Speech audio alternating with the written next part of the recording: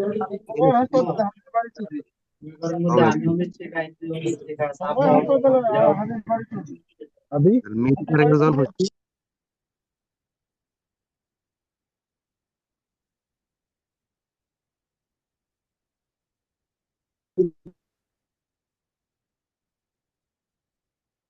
Reclaim করছেন হোস্টটা?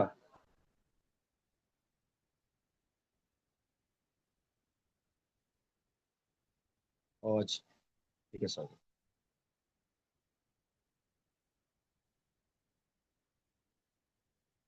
ঠিক আছে, ওকে, ঠিক আছে।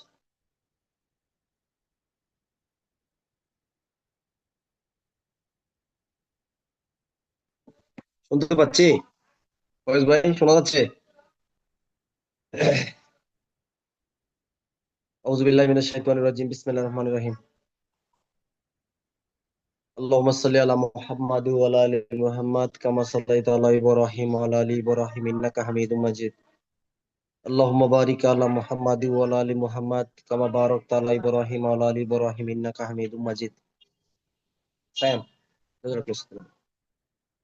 ربي زدني علما، ربي زدني علما، ربي زدني علما، ربي اشرح لي صدري ويسر لي امري واحلل عقدة من لساني يفقهوا قولي. ফৌজদারি কার্যবিধি আইন 1898 হিসেবে অভিহিত হবে, যেটা সংশোধনী 2025 এক ধারা। ফৌজদারি কার্যবিধি আইনের 4 ধারা সংজ্ঞাসমূহ: 4-1 কোয়েট বুকেট, 4-1 ডাবল কোয়েট অ্যাটর্নি জেনারেল, 4-1 খ জামিনযোগ্য অপরাধ, জামিনের অযোগ্য অপরাধ, 4-1 গো অভিযোগ, বর্গাজ, নালিশ, ট অনুসন্ধান, ঠ তদন্ত ও রাষ্ট্রীয় করণিক, 4-1 চ আমলযোগ্য অপরাধ, আমলযোগ্য মামলা, ঢ আমলের অযোগ্য অপরাধ, আমলের অযোগ্য মামলা, 4-1 ট অনুসন্ধান, ঠ তদন্ত, মূর্ধন্য হলো অপরাধ, ড হলো বিচার বিভাগীয় কার্যক্রম, তে হলো থানার ভারপ্রাপ্ত কর্মকর্তা, দতে হলো থানা, দন্তন্য হলো পাবলিক প্রসিকিউটর। দণ্ডবিধি এবং অন্যান্য আইনের অপরাধের অনুসন্ধান, তদন্ত, বিচার ফৌজদারি কার্যবিধি আইনের অধীনে পরিচালিত হবে। দণ্ডবিধি আইনের ফৌজদারি কার্যবিধি আইনের 5 ধারা। দ্বিতীয় অধ্যায়, ফৌজদারি আদালতের গঠন। সুপ্রিম কোর্ট ব্যতীত বাংলাদেশে 2 ধরনের ফৌজদারি আদালত থাকবে: দায়রা আদালত, ম্যাজিস্ট্রেট আদালত। 2 শ্রেণীর ম্যাজিস্ট্রেট থাকবে: জুডিশিয়াল বা বিচারিক ম্যাজিস্ট্রেট, এক্সিকিউটিভ বা নির্বাহী ম্যাজিস্ট্রেট। বিচারিক ম্যাজিস্ট্রেট আবার 4 শ্রেণীর হবে: মহানগর এলাকার জন্য মুখ্য মহানগর ম্যাজিস্ট্রেট বা মুখ্য বিচারিক ম্যাজিস্ট্রেট, মেট্রোপলিটন ম্যাজিস্ট্রেট মহানগর এলাকার জন্য বাহিরে প্রথম শ্রেণীর ম্যাজিস্ট্রেট, দ্বিতীয় শ্রেণীর বিচারিক ম্যাজিস্ট্রেট, তৃতীয় শ্রেণীর বিচারিক ম্যাজিস্ট্রেট। ব্যাখ্যাতে হলো একজন অতিরিক্ত মুখ্য মহানগর বা মুখ্য বিচারিক ম্যাজিস্ট্রেট থাকবেন, যিনি মুখ্য মহানগর মুখ্য বিচারিক ম্যাজিস্ট্রেট হিসেবে অভিহিত হবেন। 9 ধারা, দায়রা আদালত স্থাপন করবেন, দায়রা জজ নিযুক্ত করবেন। মেট্রোপলিটন এলাকার অবস্থিত দায়রা আদালতকে বলা হবে মহানগর দায়রা আদালত। 10 হলো নির্বাহী ম্যাজিস্ট্রেট। ছিটকে লাগাই দিছিস? 10 হলো নির্বাহী ম্যাজিস্ট্রেট। সরকার সমীচীন মনে করলে প্রত্যেক জেলায় বা মহানগর এলাকায় 1 বা একাধিক নির্বাহী ম্যাজিস্ট্রেট হিসেবে নিযুক্ত করবেন। তাদের মধ্য থেকে একজন জেলা ম্যাজিস্ট্রেট হিসেবে নিযুক্ত হবেন। 10 শুধু আপনার নির্বাহী ম্যাজিস্ট্রেট মনে রাখবেন, তাহলেই হবে। হ্যাঁ, বিসিএস এর এডমিন বা প্রশাসন ক্যাডার থেকে যাদেরকে নিয়োজিত করা হয়। 11 হলো জুডিশিয়াল বা বিচারিক ম্যাজিস্ট্রেট। রাষ্ট্রপতি কর্তৃক বাংলাদেশ সংবিধানের 113 অনুচ্ছেদ অনুসারে বিজেএস বা বাংলাদেশ জুডিশিয়াল সার্ভিসের মনোনীত ব্যক্তিকে যে ম্যাজিস্ট্রেট হিসেবে নিযুক্ত করবেন তাকে বলা হবে জুডিশিয়াল বা বিচারিক ম্যাজিস্ট্রেট। 12 ধারা হলো নির্বাহী ম্যাজিস্ট্রেটকে অথবা বিচারিক ম্যাজিস্ট্রেটকে তার নির্দিষ্ট ক্ষমতার বাইরে যে অতিরিক্ত ক্ষমতা প্রদান করা হবে, তখন তিনি হবে স্পেশাল ম্যাজিস্ট্রেট। পুলিশের এএসপি থেকে ঊর্ধ্বতন পদের পুলিশ অফিসারকে অপরাধ দমন, আইন শৃঙ্খলা রক্ষা, গ্রেপ্তারের কাজে এই ধরনের যতটুকু প্রয়োজন ততটুকু এই ক্ষমতা প্রদান করা যেতে পারে। ফৌজদারি কার্যবিধি আইনের 12 ধারা। এগুলো দেখার পরে এই অধ্যায় থেকে আপনাদের তেমন সাধারণত নেওয়ার দরকার নাই। কোন আদালত কোন দণ্ড দিতে পারে, প্রথম শ্রেণী, দ্বিতীয় শ্রেণী, তৃতীয় শ্রেণী, এগুলো লিখিত প্রশ্ন করবে না। এমসিকিউ এর জন্য 31-32 এই ধারাগুলো একটু দেখলেই হয়। ঠিক আছে, ফৌজদারি কার্যবিধি আইনে আমরা চলে যাবো 4র্থ অধ্যায়। জনসাধারণ পুলিশ অফিসার এবং ম্যাজিস্ট্রেটকে সাহায্য করবে এবং তথ্য বা সংবাদ প্রদান করবে। 42 দ্বারা যুক্তিসঙ্গতভাবে প্রত্যেক জনসাধারণ পুলিশ অফিসার, নির্বাহী ম্যাজিস্ট্রেট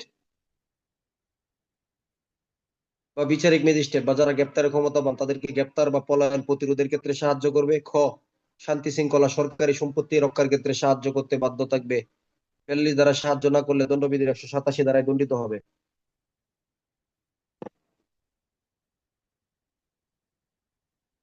দুইটা ক্ষেত্রে সাহায্য করতে বাধ্য নয়। কোনো মামলার সাক্ষী সংগ্রহ করে দেওয়ার জন্য, পলাতক আসামির ঠিকানা সংগ্রহ করে দিতে তারা সাহায্য করতে বাধ্য নয়।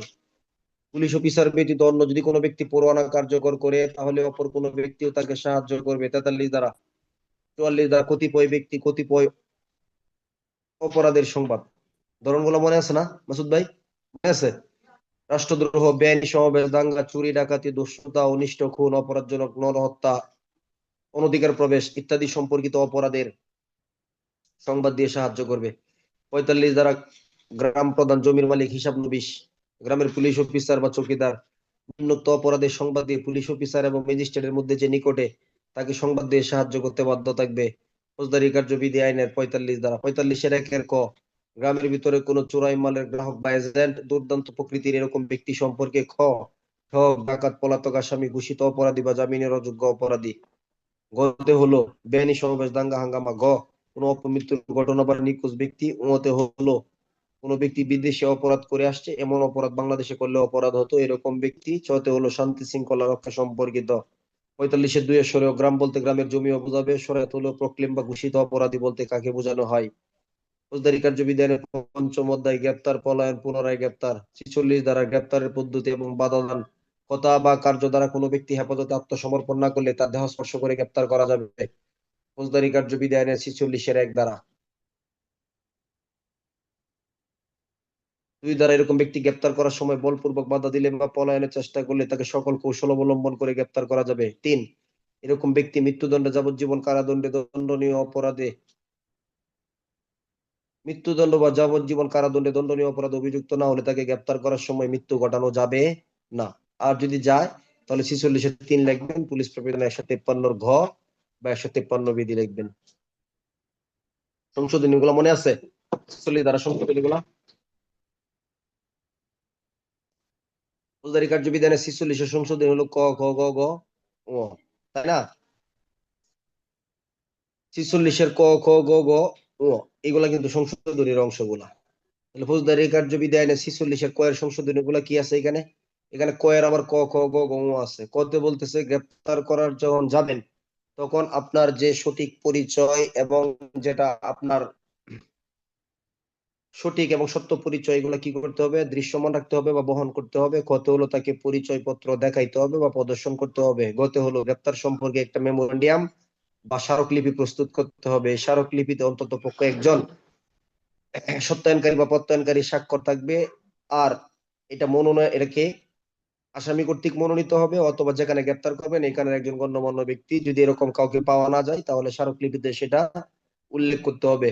আর যে আসামিকে গ্রেপ্তার করা হবে তিনি যদি অস্বীকার না করেন, তাহলে অস্বীকৃতি না জানায়, তাহলে সেই ক্ষেত্রে তার স্বাক্ষর বা আঙ্গুলে টিপ সই নিতে হবে।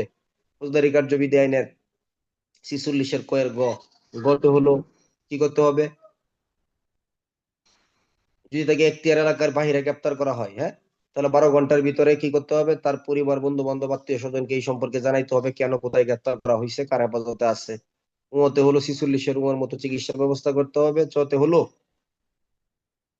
12 ঘন্টা সময়ের ভিতরে তার পছন্দ মতো আইনজীবীর সাথে এবং পরিবারের সদস্যদের সাথে কি করতে হবে? দেখা করায় দিতে হবে। এই ছিল ক এর ক, খ, গ, ঘ, ঙ, চ। ফৌজদারি কার্যবিধি আইনের 46-এর সংশোধনী খ, গ্রেপ্তার সম্পর্কে অফিসিয়াল এন্ট্রি রেজিস্টার এবং জেনারেল ডায়েরিতে লিপিবদ্ধ করতে হবে, তথ্য প্রদান করতে হবে। গ্রেপ্তার সম্পর্কিত অফিসিয়াল রেজিস্টারে কখন গ্রেপ্তার করা হয়েছে, কে তথ্য প্রদান করছে, আমরা কাদেরকে তথ্য প্রদান করলাম, কার হেফাজতে আছে। এরপরে হলো 2 হলো জিডিতে লিপিবদ্ধ অন্য এলাকার হইলে জিডিতে লিপিবদ্ধ করতে হবে, অন্য এলাকার হইলে তাকে প্রেরণ করতে হবে যেন ওই এলাকার থানা জিডিতে লিপিবদ্ধ করা হয়। 3 হলো এই সম্পর্কে তথ্য প্রদান করতে হবে। গতে হলো এএসআই পদমর্যাদার উপরের অফিসারকে গ্রেপ্তার সম্পর্কে মহানগর এলাকায় মেট্রোপলিটন কমিশনার, মহানগরের বাইরে পুলিশ সুপার এএসআই পদের অফিসারকে নিযুক্ত করবেন। কেন? গ্রেপ্তার সম্পর্কিত তথ্য সংরক্ষণ করার জন্য, লিপিবদ্ধ করার জন্য, প্রদর্শন করার জন্য ইত্যাদি। আর 46-এর গতে হলো যে অফিসার গ্রেপ্তারকারী হেফাজতে থাকবেন তিনি তার নিরাপত্তার জন্য দায়ী থাকবেন। ওতে হলো চিকিৎসার ব্যবস্থা করতে হবে তাকে সরকারি বা নিবন্ধিত চিকিৎসকের মাধ্যমে। যদি মহিলা হয় তাহলে মহিলা ডাক্তার, নার্সের মাধ্যমে করতে হবে। 2 হলো এই ক্ষেত্রে তার চিকিৎসার জন্য একটা সনদপত্র সংগ্রহ করতে হবে। পুলিশ অফিসার পাবে, যে ব্যক্তি আসামি বা তার পরিবারের মনোনীত ব্যক্তি পাবে। গত হলো অসুস্থ ব্যক্তিকে আদালতে হাজির করতে হবে, তাই না? আহ, হাজির করার পরে ম্যাজিস্ট্রেট তাকে চিকিৎসার নির্দেশ দিতে পারবে। গুরুতর অসুস্থ অবস্থায় পূর্বে থেকেই যদি হাসপাতালে ভর্তি থাকে তাহলে সেই ক্ষেত্রে কি করতে হবে, তাকে ভিডিও কলের মাধ্যমে হাজির করা যাবে। বাড়ির মালিকের অনুমতি নিয়ে প্রবেশ করে তল্লাশি করতে হবে। বাড়ির মালিক অনুমতি সুবিধা প্রদান করবে 47, অনুমতি না দিলে 48 দ্বারাই দরজা জানালা ভেঙে অন্দরমহলে প্রবেশ করতে হবে। মহিলা হলে মহিলার দ্বারা মানে ফৌজদারি কার্যবিধি আইনের প্রদানশীল মহিলা হলে তাকে সেই ক্ষেত্রে অবাধে সরে যাওয়ার সুযোগ দিতে হবে। ফৌজদারি কার্যবিধি আইনের পরবর্তী ধারা হলো 49, মুক্তি লাভের জন্য ভিতরের দরজা বাহিরের দরজা জানালা ভেঙে কি হওয়া যাবে, বের হওয়া যাবে। 50 দ্বারা আসামির পলায়ন প্রতিরোধের জন্য যতটুকু বল শক্তি প্রয়োগ করা প্রয়োজন একজন গ্রেপ্তারকৃত ব্যক্তির প্রতি এর বেশি বল শক্তি প্রয়োগ করা যাবে না। ফৌজদারি কার্যবিধি আইনের 51 দ্বারা গ্রেপ্তারকৃত ব্যক্তির দেহ তল্লাশি করতে হবে। বিনা পরোয়ানায় গ্রেপ্তার করেন বা পরোয়ানায় বা জনসাধারণ গ্রেপ্তার করে দেয়, পরিধেয় বস্ত্র ব্যতীত অন্য মালামাল হেফাজতে নিতে হবে। আর তার যদি জামিনের ব্যবস্থা থাকে তাহলে দেহ তল্লাশি করার প্রয়োজন নাই, কিন্তু জামিনের ব্যবস্থা আছে, জামিন নিতে অসমর্থ হলে দেহ তল্লাশি করতে হবে। যে মালামাল পাওয়া যাবে তালিকা প্রস্তুত করতে হবে, স্বাক্ষর নিতে হবে, 1 কপি প্রদান করতে হবে। 51 প্রবিধান 322 50-এর সাথে মনে আছে প্রবিধান, কার কার মনে আছে হাত তুলেন। ফৌজদারি কার্যবিধির 50 ধারার সাথে একটা পুলিশ প্রবিধান বলছিলাম, মনে আছে কার কার? ফৌজদারি কার্যবিধি এর সাথে 331 বিধি, কত বিধি? পিআরবি 331 বিধি, 30 না। হুম, আচ্ছা। নেক্সট, ফৌজদারি কার্যবিধি আইনের 52 ধারা, মনে আছে মোটামুটি অনেকের মাশাআল্লাহ। 52 দ্বারা যদি মহিলা হয় মহিলার দ্বারা দেহ তল্লাশি করাইতে হবে। 53, আপত্তি করা আক্রমণাত্মক অস্ত্রশস্ত্র পাইলে তা হেফাজতে নিতে হবে। আসামিকে যে আদালতে প্রেরণ করবেন অস্ত্রশস্ত্র তালিকা সে আদালতে প্রেরণ করবেন। ফৌজদারি কার্যবিধি আইনের 54 দ্বারা সকল পদের পুলিশ অফিসার বিনা পরোয়ানায় গ্রেপ্তার করতে পারবে। 54 প্রথমত, তাই না? কি কেন? যদি পুলিশ অফিসারের সামনে কোনো ব্যক্তি আমলযোগ্য অপরাধ করে। 2 নম্বর, 7 বছরের কম কারাদণ্ডে দণ্ডনীয় কোনো অপরাধ যদি করে এমন অপরাধের অভিযোগ, এমন অপরাধের জন্য সন্দেহ বা যুক্তিসঙ্গত কোনো তথ্য পাওয়া যায় এবং যদি পুলিশ অফিসার সন্তুষ্ট হয় যে তাকে গ্রেপ্তার করার প্রয়োজন। কয়টা কারণে? 5টা কারণে। কি কি কারণগুলা? যাতে অন্য অপরাধ প্রতিরোধ না করতে পারে, প্রতিরোধের জন্য, সঠিকভাবে তদন্তের জন্য, যেন ওই ব্যক্তি মামলা সাক্ষ্য প্রমাণ সংগ্রহ ধ্বংস করতে না পারে সেজন্য, কোনো ব্যক্তিকে বাধা ভয়ভীতি দেখাইতে না পারে সেজন্য, এবং তাকে আদালতে হাজির করার প্রয়োজনে। 3 নম্বর হলো 7 বছরের বেশি বা যাবজ্জীবন মৃত্যুদণ্ড হইতে পারে এমন কোনো অপরাধের অভিযোগ পাইলে তাকেও গ্রেপ্তার করতে পারেন। 4 নম্বর হলো যে ব্যক্তির কাছে উপযুক্ত কারণ ব্যতীত ঘর ভাঙার সরঞ্জামাদি পাওয়া গেল।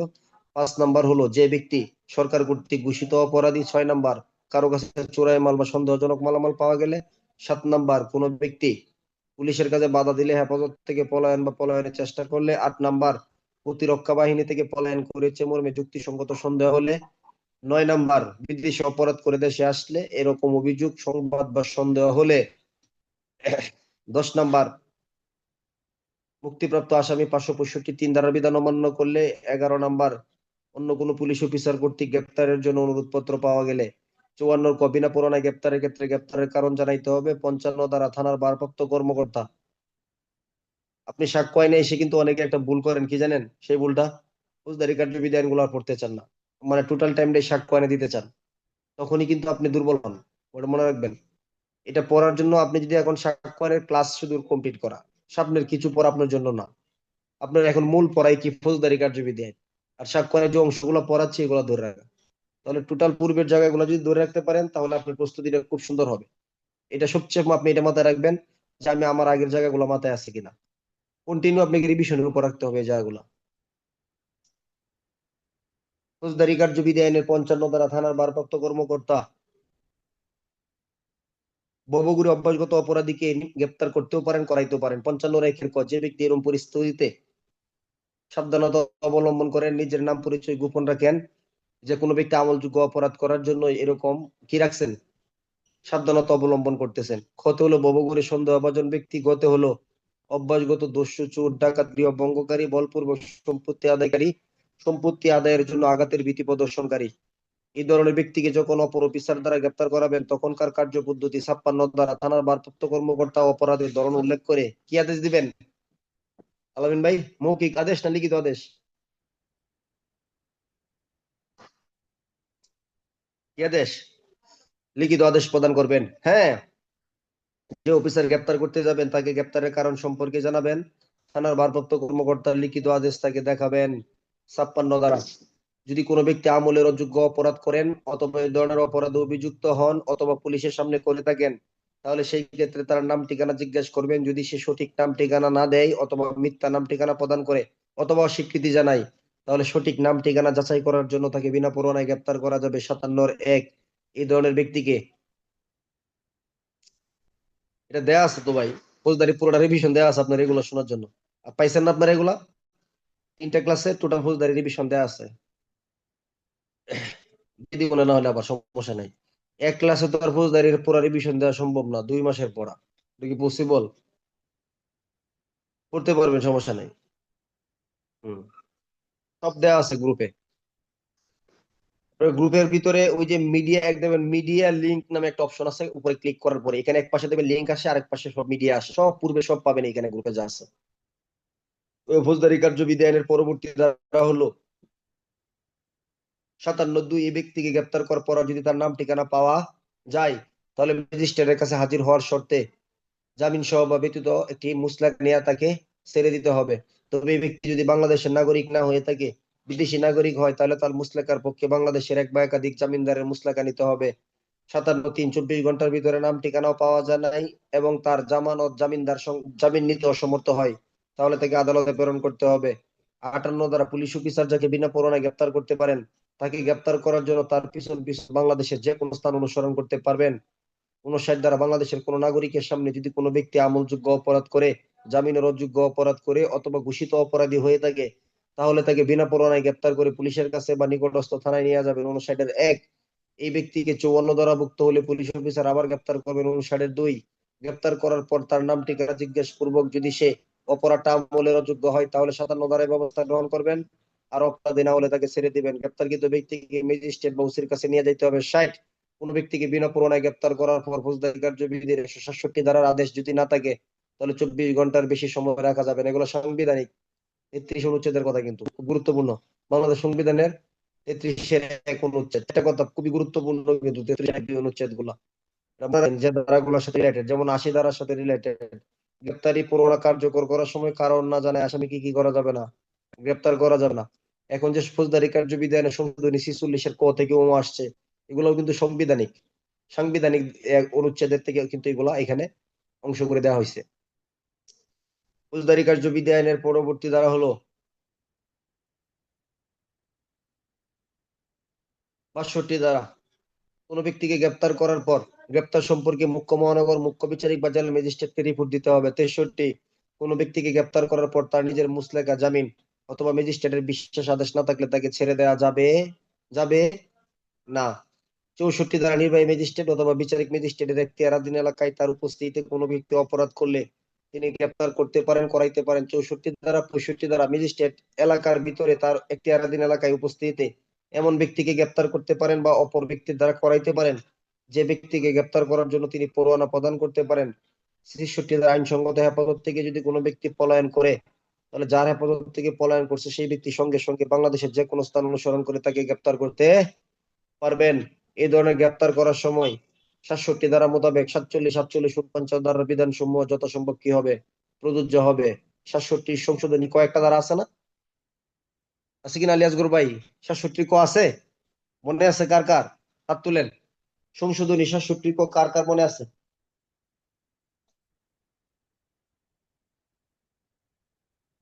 গ্রেপ্তার করার পর ম্যাজিস্ট্রেট আপনি না পড়লে আর মনে রাখতে পারবেন না, কথা বুঝেন নাই?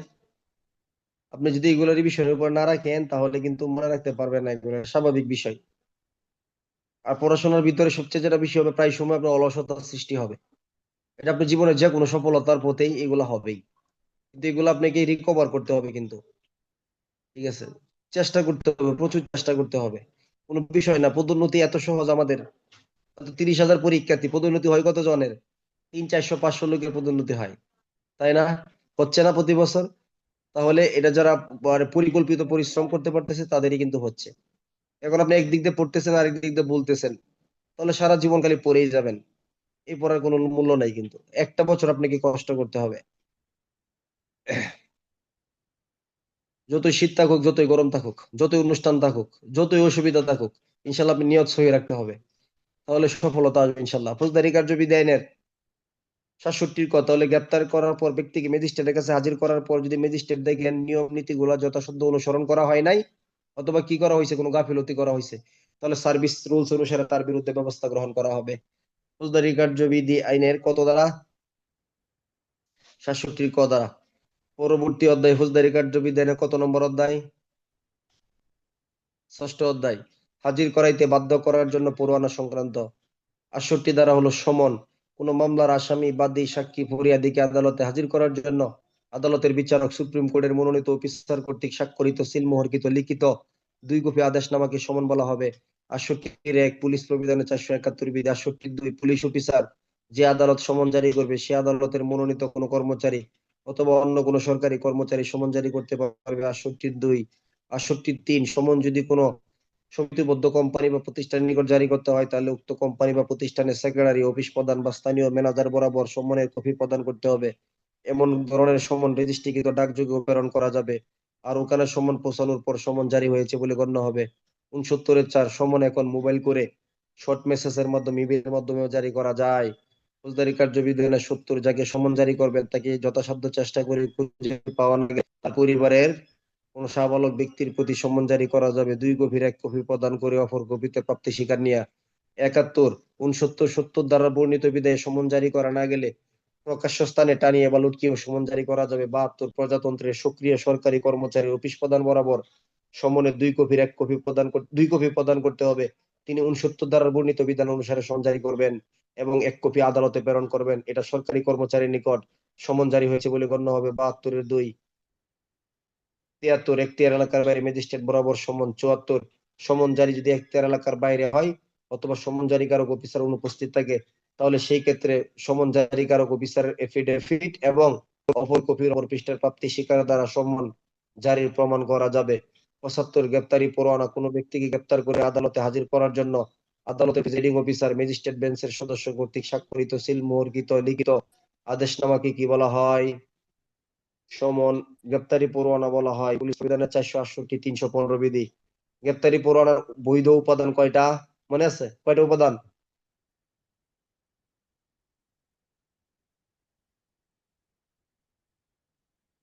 6টি উপাদান, তাই না? যে অফিসার গ্রেপ্তারি পরোয়ানা কার্যকর করবে তার নাম পদবি উল্লেখ থাকবে, যে আসামি তার অপরাধের বিবরণ উল্লেখ করা থাকবে, গ্রেপ্তারি পরোয়ানা লিখিত বা মোহরাঙ্কিত হবে। 4 নাম্বার, গ্রেপ্তারি পরোয়ানা আদালত বাতিল না করা পর্যন্ত বাতিল হবে না। 5 নাম্বার, একবার গ্রেপ্তারি পরোয়ানা যে আদালত দিবে সে আদালত ছাড়া অন্য কোনো আদালত বাতিল করতে পারে না। 6 নাম্বার, একবার গ্রেপ্তারি পরোয়ানা বাতিল হলে তার চালু করা যায় না। 75 গ্রেপ্তারি পরোয়ানা আদালত বাতিল না করা পর্যন্ত, আসামি গ্রেপ্তার না হওয়া পর্যন্ত এর মেয়াদ বলবৎ থাকবে। পুলিশ প্রবিধানের 323 ক বিধি। 76 গ্রেপ্তারি পরোয়ানা প্রদান করার সময় আদালত পরোয়ানার উপর জামানত গ্রহণের নির্দেশ দিতে পারেন জামিনদার সহ এবং মুসলেকা নিয়ে পরোয়ানা ছেড়ে দিলে গ্রেপ্তারি পরোয়ানা কার্যকর হয়েছে বলে গণ্য হবে। 76 2 ক আর খতে বলতেছে এই ধরনের জামিনযোগ্য গ্রেপ্তারি পরোয়ানা 3টা শর্ত থাকবে: জামিনদারের সংখ্যা, জামানতের অর্থের দায়বদ্ধতা এবং হাজির হওয়ার তারিখ ও সময়। এই ধরনের জামিনযোগ্য গ্রেপ্তারি পরোয়ানা কার্যকর শেষে মুসলেকাটি আদালতে প্রেরণ করতে হবে। 76 3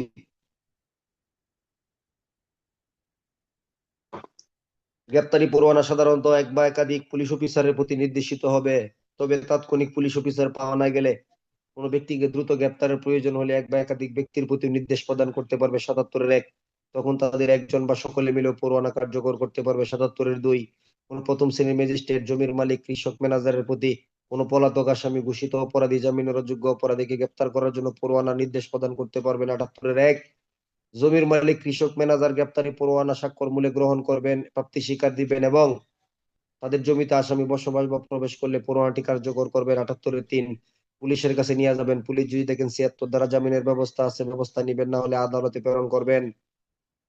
নির্দেশিত গ্রেপ্তারি পরোয়ানা পুলিশ অফিসার অপর অফিসার দ্বারা কার্যকর করাইতে পারে। 79 গ্রেপ্তারি পরোয়ানার কারণ জানাইতে হবে, দেখাইতে হবে। তবে কারণ গ্রেপ্তারি পরোয়ানা আসামি দেখাইতে গেলে যদি আসামি পলায়নের সম্ভাবনা থাকে আগে গ্রেপ্তার করে তারপর সারমর্ম বিজ্ঞাপিত করবেন। 81 ধারা গ্রেপ্তারি পরোয়ানা কার্যকর করা শেষে আসামিকে অনতিবিলম্বে আদালতে প্রেরণ করবেন। 82 ধারা গ্রেপ্তারি পরোয়ানা বাংলাদেশের যে কোনো স্থানে কার্যকর করা যাবে। 83 এখতিয়ার এলাকার বাহিরে গ্রেপ্তারি পরোয়ানা নির্বাহী ম্যাজিস্ট্রেট, পুলিশ সুপার, পুলিশ কমিশনারের কাছে যাবে। 83 1 তারা একটা চা দিব। আমরা ওরা দেখলাম আর বোন বুঝি তো বোন বুঝি কিসের? সবার আমি টাকা দিছি তো।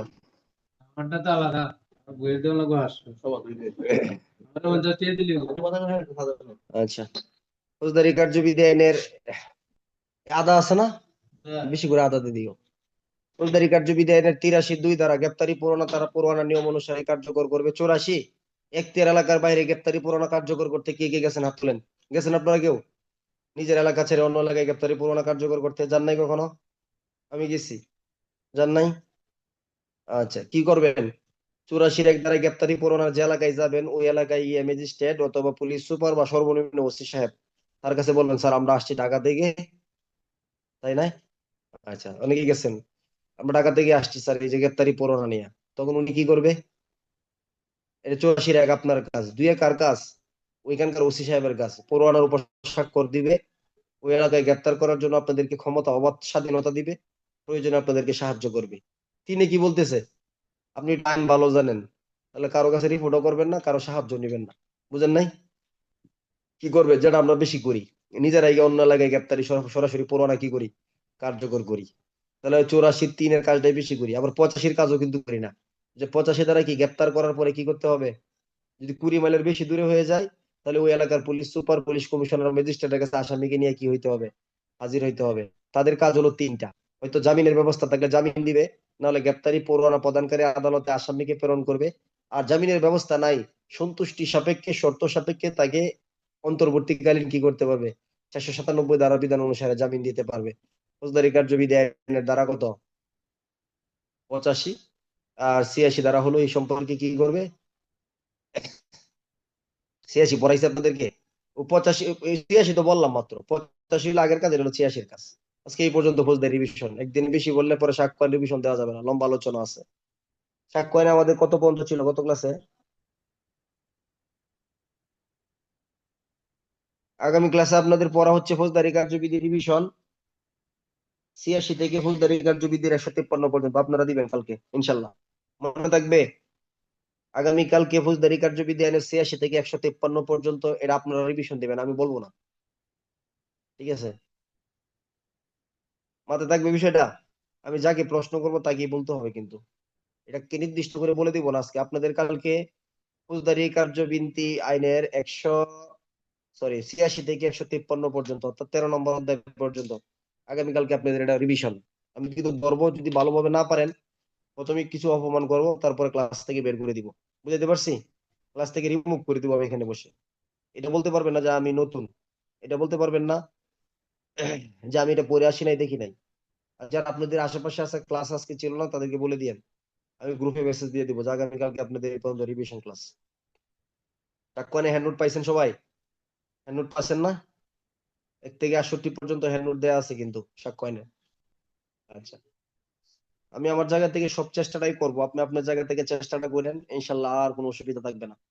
সাক্ষ্য আইন 1872 সালে সাক্ষ্য আইন হিসেবে অভিহিত হবে, সমগ্র বাংলাদেশে প্রযোজ্য হবে। 1872 সালে 1 সেপ্টেম্বর থেকে কার্যকর হবে।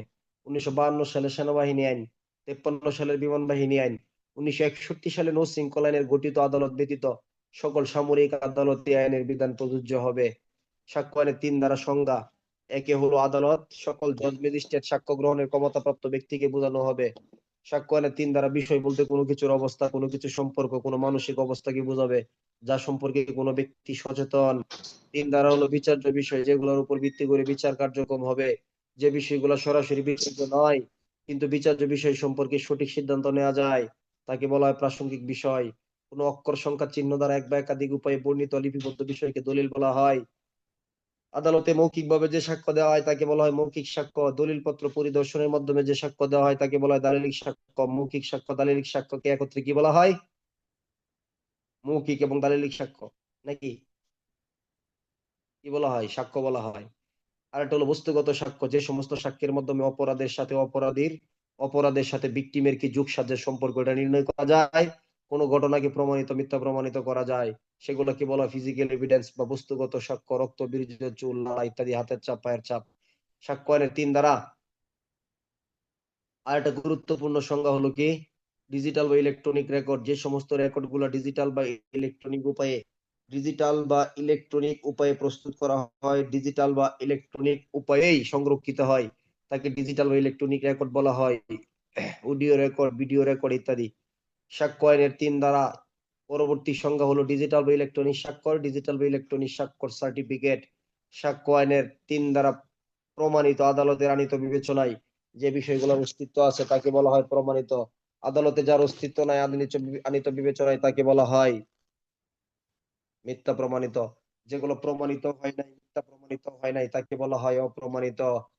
অনুমান করবে, অনুমান করতে পারে, আদালতে কোনো বিষয় প্রমাণিত না হওয়া পর্যন্ত বা মিথ্যা প্রমাণিত না হওয়া পর্যন্ত প্রমাণিত বলে অনুমান করবে বা প্রমাণ করার নির্দেশ দিবে।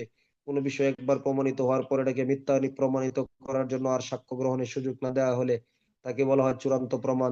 5 দ্বারা আদালতে প্রত্যেক বিচার্য প্রাসঙ্গিক বিষয়ে সাক্ষ্য দেওয়া যায়, ইহা ছাড়া অন্য কোনো বিষয়ে সাক্ষ্য দেওয়া যায় না। সাক্ষ্য আইনে 6 দ্বারা যে ঘটনাগুলা সরাসরি বিচার্য নয় কিন্তু বিচার কার্য বা বিচার্য ঘটনার অংশ, সেই বিষয়গুলো প্রাসঙ্গিক সাক্ষ্য আইনের 6 দ্বারা। বিচার্য ঘটনার উপলক্ষ, কারণ বা পরিণাম অথবা বিচার্য ঘটনা সংঘটিত হওয়ার পরিবেশ প্রকাশ করে অথবা বিচার্য ঘটনা সংঘটিত হওয়ার সুযোগ সৃষ্টি করে, সেই বিষয়গুলো প্রাসঙ্গিক সাক্ষ্য আইনের 7 দ্বারা। বিচার্য ঘটনার উদ্দেশ্য, প্রস্তুতি, পূর্ববর্তী পরবর্তী আচরণ প্রাসঙ্গিক 8 দ্বারা। বিচার্য প্রাসঙ্গিক ঘটনার ব্যাখ্যা বিশ্লেষণ গুলো প্রাসঙ্গিক সাক্ষ্য আইনের 9 দ্বারা। বিভিন্ন অভিপ্রায় প্রসঙ্গে ষড়যন্ত্রকারীর কথা বা কার্য প্রাসঙ্গিক 10 দ্বারা। যেগুলো অন্য কোনোভাবে প্রাসঙ্গিক নয় সেগুলো নিম্নোক্ত 2টা ভাবে প্রাসঙ্গিক। কি কি? প্রথমটা হলো যদি এটা বিচার্য প্রাসঙ্গিক বিষয়ের সাথে গরমিল বা অসঙ্গতিপূর্ণ হয় সেই ক্ষেত্রে। 2 নম্বর হলো বিচার্য বিষয়ের সাথে এক হয়ে এর অস্তিত্ব বা অস্তিত্বহীনতাকে সম্ভব বা অসম্ভব করে তোলে সেই ক্ষেত্রে।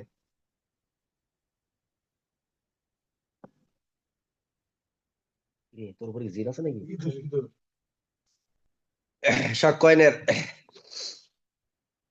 11(2) 12 দ্বারা ক্ষতিপূরণের মামলার ক্ষেত্রে আদালত যদি ক্ষতির হার নির্ধারণ করতে সমর্থ হয় সেটা প্রাসঙ্গিক। সাক্ষ্য আইনের 13 দ্বারা অধিকার ও প্রতার অস্তিত্ব সম্পর্কে কোনো প্রশ্ন উঠলে অধিকার ও প্রতার অস্তিত্ব প্রাসঙ্গিক। মনের অবস্থা, দেহের অবস্থা যদি বিচার্য বিষয় হয় তাহলে মনের অবস্থা এবং দেহের অবস্থা, মনের অবস্থা দেহের অবস্থা কি হবে?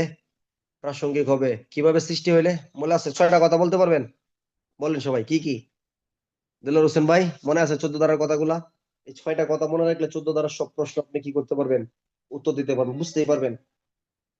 পরবর্তীতে যখন প্রশ্ন করবো তখন এই শব্দগুলো শুনলে আপনি বুঝতে পারবেন এটা 14 ধারার কথা। কি কি বিষয়গুলা? ইচ্ছা, জ্ঞান, সরল বিশ্বাস, অবহেলা, বিদ্বেষ, মঙ্গল কামনা, অভিপ্রায়। ওকে, এই কথাগুলো মনে রাখলে হবে।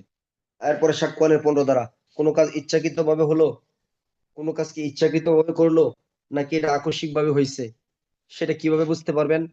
সেটা আপনি বুঝতে পারবেন, আদালত বুঝতে পারবে এই ঘটনার পূর্ববর্তী তার কি একই ঘটনার পুনরাবৃত্তি ঘটছে কিনা, আগে তার এরকম ঘটনা ঘটছে কিনা সেগুলোর উপর ভিত্তি করে। ধারাগত সাক্ষ্য আইনের 15 ধারা ব্যবসায়ীর ক্ষেত্রে যাবতীয় রীতিনীতির অস্তিত্ব প্রাসঙ্গিক। 16 ধারা আলাদা কোনো প্রশ্ন করতে পারে না আসলে সাধারণত। ব্যবসায়ীর ক্ষেত্রে রীতিনীতির অস্তিত্ব প্রাসঙ্গিক। সাক্ষ্য আইনের কত ধারা? 16 ধারা। সাক্ষ্য আইনের 17 থেকে 23 এই জায়গাগুলো স্বীকৃতির আলোচনা। স্বীকৃতির আলোচনাগুলো গুরুত্বপূর্ণ হয় কারণ স্বীকৃতি এবং স্বীকারোক্তির পার্থক্য এটা এই বছরও মনে হয়েছে। এটা খুব কমন একটা প্রশ্ন সাক্ষ্য আইনের। আর স্বীকৃতি জায়গা থেকেও প্রশ্ন করার সুযোগ আছে। সাক্ষ্য আইনের 17 থেকে 23 ধারার ভিতরে সবচেয়ে গুরুত্বপূর্ণ ধারা হলো প্রশ্নমুখী যদি করে প্রশ্ন করার জন্য গুরুত্বপূর্ণ ধারা হলো সাক্ষ্য আইনের 21 এবং 22। 21-22 এই দুইটা সবচেয়ে গুরুত্বপূর্ণ। আর এদিকে 17-18 মানে 17 থেকে 23 ধারার ভিতরে 17-18 এবং 21-22। ঠিক আছে, এই এই বিষয়গুলা একটু গুরুত্বপূর্ণ কিন্তু। ঠিক আছে, আপনারা কি লেখালেখি বন্ধ করবেন? আমি বন্ধ করে দেবো এখান থেকে।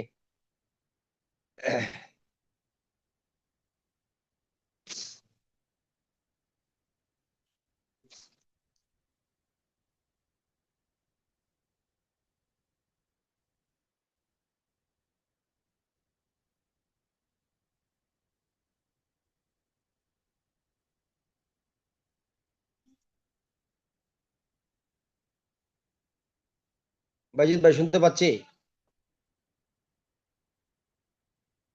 ঠিক আছে। আচ্ছা, আমি যে মোবাইল ফোনে ক্লাস নিচ্ছি আপনারা জানেন, আসি বাড়িতে। আপনাদের অসুবিধা হচ্ছে না তো? কোনো অসুবিধা হয়? কোনো অসুবিধা হচ্ছে কি? আচ্ছা,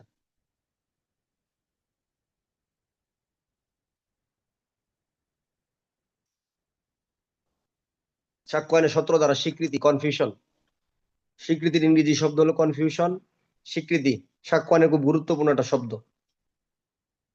স্বীকৃতি এবং স্বীকারোক্তি এই দুইটা সাক্ষ্য আইনের একটা গুরুত্বপূর্ণ আলোচনা একটা একটার সাথে রিলেটেড। যদিও বা স্বীকারোক্তির জায়গাটা আমাদের পুলিশিং এর কাজে লাগে, স্বীকারোক্তির জায়গাটা, স্বীকৃতির জায়গাটা আমাদের পুলিশিং এর কাজের সাথে খুব জড়িত না। বোঝার চেষ্টা করেন, স্বীকারোক্তি জায়গাটা আমাদের পুলিশের কাজের সাথে খুবই জড়িত, স্বীকৃতির জায়গাটা আদালতের বিচারিক কার্যক্রমের সাথে জড়িত। এই জন্য স্বীকৃতি চাইতে স্বীকারোক্তির গুরুত্বটা আমাদের পুলিশের পদোন্নতি পরীক্ষার ক্ষেত্রে গুরুত্বপূর্ণ। আদালতের বিচারিক কার্যক্রমে স্বীকারোক্তি একটা খুবই গুরুত্বপূর্ণ, যা যারা আগামীকালকে থেকে শুরু হবে। আজকে আমরা ইনশাল্লাহ সাক্ষ্য আইনের 17 থেকে 23 এই জায়গাগুলো আলোচনা করব। এখানে বোঝার অনেক কিছু আছে, যদি এই জায়গাগুলো বুঝেন তাহলে আপনার পরবর্তী জায়গাগুলো এই যে আপনার জন্য খুব সুন্দর হবে। সাক্ষ্য আইনের স্বীকৃতি সম্পর্কে 3টা জায়গায় পাওয়া যায়, এগুলো 17 থেকে 23 দ্বারা। এগুলো হলো মূল স্বীকৃতির আলোচনা। আর একটা সাক্ষ্য আইনের 31 দ্বারা। স্বীকৃতি চূড়ান্ত প্রমাণ নয়, তবে প্রমাণের প্রতিবন্ধকতা সৃষ্টি করতে পারে, এটা একটা দ্বারা। আর একটা দ্বারা পাবেন সাক্ষ্য আইনের, ওইটা স্বীকৃতি না, ঠিক স্বীকৃত বিষয়।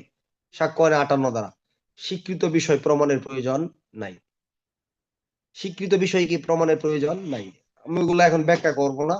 আমি 17 থেকে 23 থাকবো, একটু গুরুত্ব দিয়ে নিবেন জায়গাগুলো। সাক্ষ্য আইনের 17 দ্বারা স্বীকৃতির সংজ্ঞা খুব ইম্পর্টেন্ট। স্বীকৃতি কাকে বলে? এমসিকিউ প্রশ্ন। স্বীকৃতি কি কোনো মৌখিক উক্তি বা লিখিত কোনো উক্তি বা বিবৃতি, নাকি ডিজিটাল রেকর্ডে থাকা কোনো বিবৃতি? কোনটা সঠিক হবে? স্বীকৃতি সম্পর্কে নিম্নের কোনটা সঠিক? কোনো মৌখিক উক্তি, লিখিত কোনো বিবৃতি, ডিজিটাল রেকর্ডে থাকা কোনো বিবৃতি বা উক্তি? কোনটা সঠিক? আঙ্গুল তুলে দেখান না, তাই তো হয়। তো দেখি আপনাদেরকে, 6 নাম্বারটা সঠিক, উত্তর হলো 4 নাম্বারটা সঠিক। সব কটাই সঠিক। স্বীকৃতি হলো কোনো মৌখিক, লিখিত বা ডিজিটাল রেকর্ডে প্রদত্ত কোনো উক্তি বা বিবৃতি যা বিচার্য, শুনেন, যা বিচার্য বা প্রাসঙ্গিক বিষয় সম্পর্কে কোনো সিদ্ধান্তের সূচনা করে। স্বীকৃতি আর স্বীকারোক্তির প্রধান পার্থক্য কি জানেন? স্বীকৃতিও স্বীকার করা, স্বীকারোক্তিও স্বীকার করা। আমি একটা কথা বলি, আমাদের এলএলবি ফাইনাল ইয়ার পরীক্ষার প্রশ্ন আসছিল স্বীকার এবং দুঃস্বীকারের মধ্যে পার্থক্য কি। ঠিক আছে, তাহলে স্বীকার এবং দুঃস্বীকারের পার্থক্য কি? তাহলে স্বীকার মানে স্বীকৃতি, আর দুঃস্বীকার মানে কি? স্বীকারোক্তি। আমি বলছি যে হ্যাঁ এটা আমার, আমি বলতেছি যে আমি আমি একটা জিনিস স্বীকার করলাম, এটাই হলো স্বীকৃতি। আর আমি এমন স্বীকার করলাম যে হ্যাঁ আমি তো তাকে হত্যা করছি, আমার নিজের দুষ্টা ভয়ভীতি প্রলোভন প্রতিশ্রুতি ছাড়াই স্বীকার করছি, এটা নাম হলো কি? স্বীকারোক্তি। ঠিক আছে, তাহলে সাক্ষ্য আইনের 24 থেকে 30 দ্বারা হলো স্বীকারোক্তির আলোচনা, 17 থেকে 23 দ্বারা হলো স্বীকৃতির আলোচনা। খুব চমৎকার একটা জায়গা কিন্তু এটা, নিতে হবে, গুরুত্বপূর্ণ কিন্তু। আপনি 19 দ্বারা 20 দ্বারা কোনো প্রশ্ন করতে পারেন না এখন পর্যন্ত, এগুলো গুরুত্ব সহকারে না নিলে হবে। সাক্ষ্য আইনের 23 দ্বারা নিতে হবে, তাহলে এখানে 19 20 এগুলো প্রশ্ন করতে পারবে না, আর বাকি যেগুলো আছে প্রশ্নমুখী হতে পারে। প্রশ্ন, স্বীকৃতি কাকে বলে? এটা তো নর্মাল একটা প্রশ্ন। স্বীকৃতি স্বীকারোক্তির পার্থক্য লিখুন, এটা কমন একটা প্রশ্ন, এগুলো তো হয়েই থাকে। তাহলে স্বীকৃতি সংজ্ঞা পড়েন, সাক্ষ্য আইনের 17 দ্বারা কি? আমরা এক সময় পড়তাম, আমাদের সময়ে, আমাদের সময় বলতে মানে আমরা যখন এএসআই হয়েছি তখনকার পড়াশোনা ছিল ভিন্ন, আবার যখন সাব ইন্সপেক্টর হয়েছি তখনকার পড়াশোনা ছিল কি? ভিন্ন। তাহলে যে প্রথম যে পড়াশোনা গুলা ছিল তখন স্বীকৃতির সংজ্ঞা ছিল কিন্তু সাক্ষ্য আইনের 17 থেকে 23 দ্বারা। আসলে সাক্ষ্য আইনের স্বীকৃতির সংজ্ঞা কত দ্বারা? অনলি 17 দ্বারাই বলা আছে স্বীকৃতির সংজ্ঞা, বইয়ের ভিতরেই বলা আছে স্বীকৃতির সংজ্ঞা। তাহলে স্বীকৃতির সংজ্ঞাটা সবাই পড়েন, বলেন। স্বীকৃতি হলো কোনো মৌখিক উক্তি বা লিখিত কোনো বিবৃতি বা ডিজিটাল রেকর্ডের কোনো বিবৃতি যা বিচার্য বা প্রাসঙ্গিক বিষয়ের কি করে? যা বিচার্য বা প্রাসঙ্গিক বিষয় সম্পর্কে কোনো সিদ্ধান্তের সূচনা করে। সিদ্ধান্তের কি করে? সূচনা করে, এটা লিখবেন। যা বর্ণিত ব্যক্তিগণ বর্ণিত পরিস্থিতিতে করে, এটা বললে আবার আপনার পেস লেগে যাবে। সাক্ষ্য আইনে আইনের ভাষায় কিছু শব্দ পাবেন, এটা হলো বর্ণিত। বর্ণিত মানে কোন ধারাগুলো বলা হচ্ছে? বর্ণিত মানে আমরা পরবর্তী নিচের দ্বারা যে বিষয় বর্ণনাগুলা পাবো এগুলা। আর অনুরূপ ভাবে মানে কি বুঝবেন? এর পূর্বের যে ধারাটা পড়ে আসছি, যেমন সাক্ষ্য আইনের 54 ধারায় আমরা কিন্তু পড়ছি বিনা পরোয়ানায় গ্রেপ্তার। সাক্ষ্য আইনের 55 দ্বারা কোথাও এমন শব্দ পাবেন না যে বিনা প্রমাণে গ্রেপ্তার ফৌজদারি কার্যবিধির। তাহলে 55 দ্বারায় কি বলা আছে? অনুরূপ ভাবে। অনুরূপ ভাবে মানে কি? 54 ধারার মতো অনুরূপ ভাবে 55 ধারাতেও গ্রেপ্তার করা যায়। কিভাবে? অনুরূপ ভাবে মানে বিনা প্রমাণে। তবে পার্থক্য কি? এটা শুধু ওসি সাহেবের ক্ষমতা। বুঝতে পারছেন? তাহলে আর বর্ণিত মানে আমরা পরে যে বর্ণনা গুলা পাবো পরের দ্বারাই এগুলাকে বোঝানো হয় আর কি। আচ্ছা, এখন আসেন 17 দ্বারা স্বীকৃতির সংজ্ঞা কি? বলেন, স্বীকৃতি হলো কোনো মৌখিক উক্তি অথবা কোনো লিখিত অথবা ডিজিটাল রেকর্ডে থাকা কোনো বিবৃতি যা বিচার্য বা প্রাসঙ্গিক বিষয় সম্পর্কে কি করে? কোনো সিদ্ধান্তের সূচনা করে। বাস। দ্বারা দিবেন কত? আপনি সাক্ষ্য আইনে 17 দ্বারা লিখলেও হবে, 17 থেকে 23 লিখলেও হবে, অসুবিধা নাই। এরপরে নিচে লিখবেন কি? স্বীকৃতি সম্পর্কে একটা চমৎকার শব্দ বসায় দিবেন যে স্বীকৃতি কোনো চূড়ান্ত প্রমাণ নয়, তবে প্রমাণে কি করতে পারে? প্রতিবন্ধকতা সৃষ্টি করতে পারে। সাক্ষ্য আইনের 31 দ্বারা এটা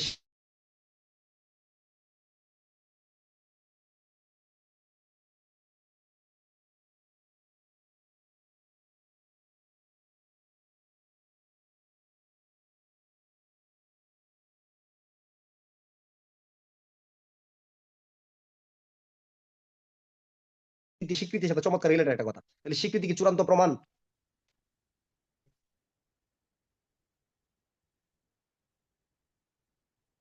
শুনতে পাচ্ছি?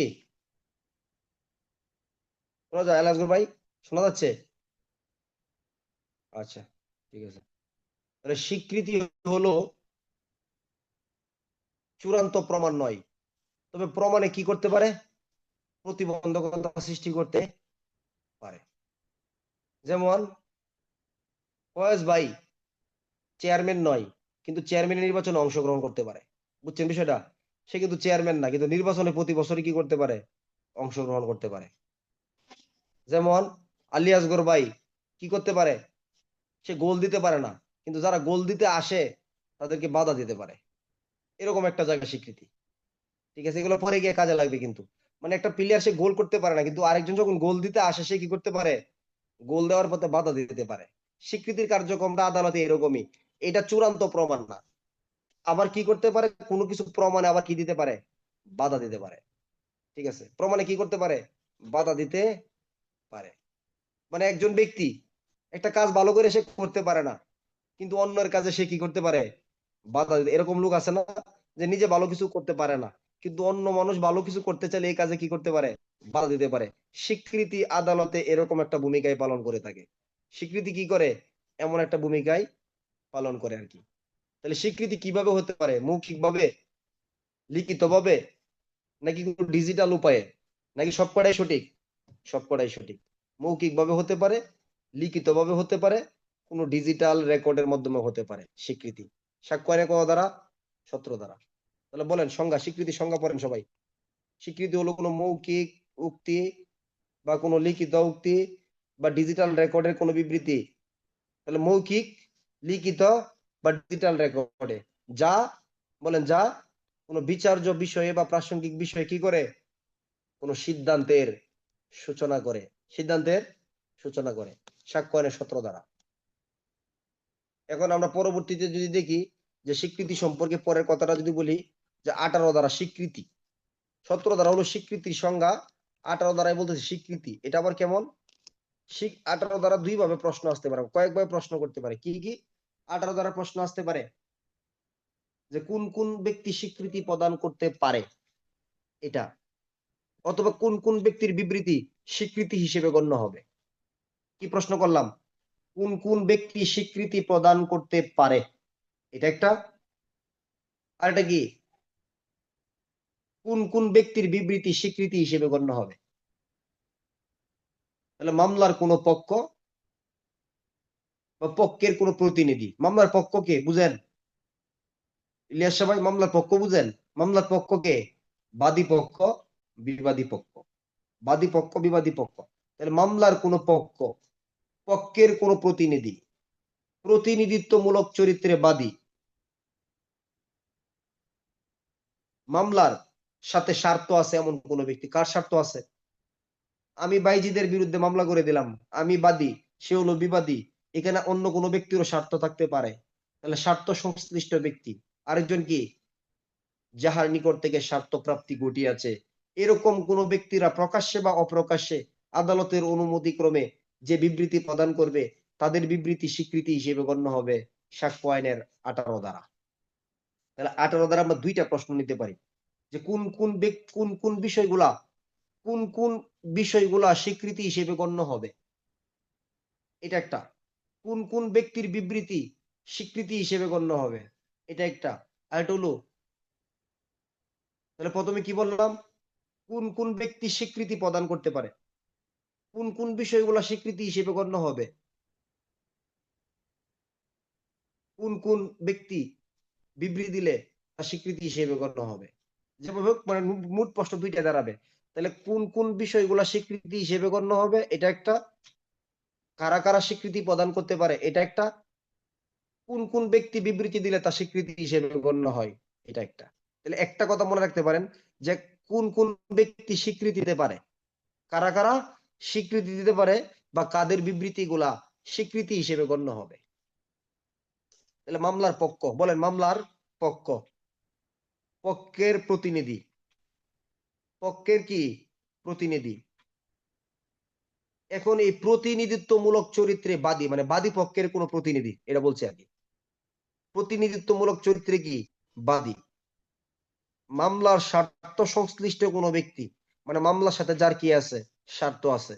আর এটা হলো কি, যাহার নিকট থেকে স্বার্থ প্রাপ্তি ঘটিয়াছে, যাহার নিকট থেকে কি করছে, স্বার্থ প্রাপ্তি ঘটিয়াছে। এই সমস্ত ব্যক্তিরা যদি কোনো বিবৃতি দেয় কার অনুমোদনে, আদালতের অনুমতি ক্রমে, তাহলে সেটা স্বীকৃতি হিসেবে কি হবে, গণ্য হবে সাক্ষ্য আইনের কত দ্বারা, সাক্ষ্য আইনের 18 দ্বারা। বলেন, বলেন মামলার কোন পক্ষ, সবাই বলেন পক্ষ, পক্ষের কোন প্রতিনিধি, প্রতিনিধিত্বমূলক চরিত্রে বাদী। আমি কিন্তু হ্যান্ড নোট দিয়ে রাখছি আপনাদেরকে, হ্যান্ড নোট দেখবেন।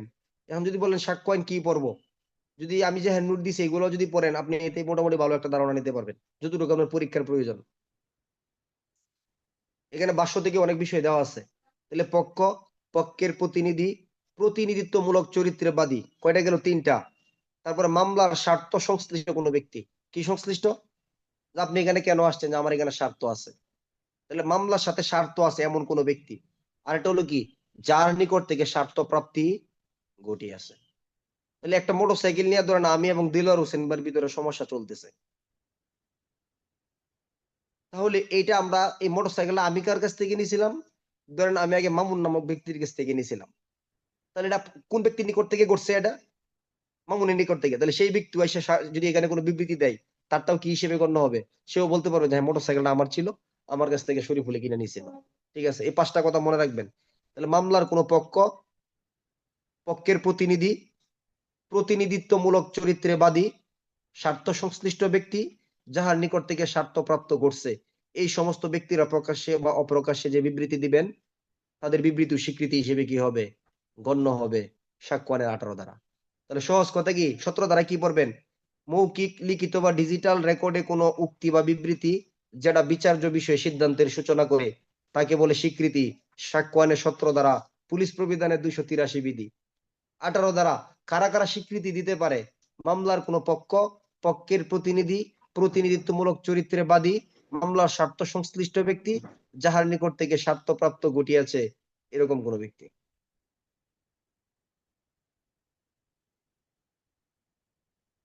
আপনাদের ফৌজদারি কার্যবিধির উপর একটা চূড়ান্ত এমসিকিউ পরীক্ষা হবে কিবারে, সোমবার ইনশাল্লাহ। ভালো প্রস্তুতি নেবেন। টোটাল ফৌজদারি কার্যবিধির উপর একটা চূড়ান্ত পরীক্ষা এমসিকিউ, একটু হার্ড প্রশ্ন হবে। ঠিক আছে, দেখবো কি কতটুকু নাম্বার পান, কে কত পাইছেন আমাকে জানাবেন তারপরে। ঠিক আছে, একদম ভালোভাবে প্রস্তুতি নেবেন, খুব গভীরে প্রশ্ন করা হবে ইনশাল্লাহ। আচ্ছা, লিখিত পরীক্ষার প্রশ্নের সময়সীমা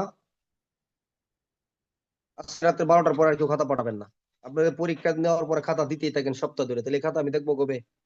একটা খাতা দেওয়ার জন্য আমি বলছি, পরীক্ষার প্রশ্ন দেওয়া থেকে 24 ঘন্টার ভিতরে 2 ঘন্টা বের করতে পারবেন না, 24 ঘন্টার ভিতরে খাতা দেওয়ার চেষ্টা করবেন।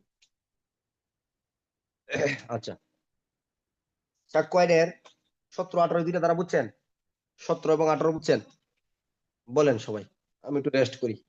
আপনার সাক্ষ্য আইনের 17 ধারা 18 ধারা দুইটা ধারা সংক্ষেপে বলেন কি বুঝছেন?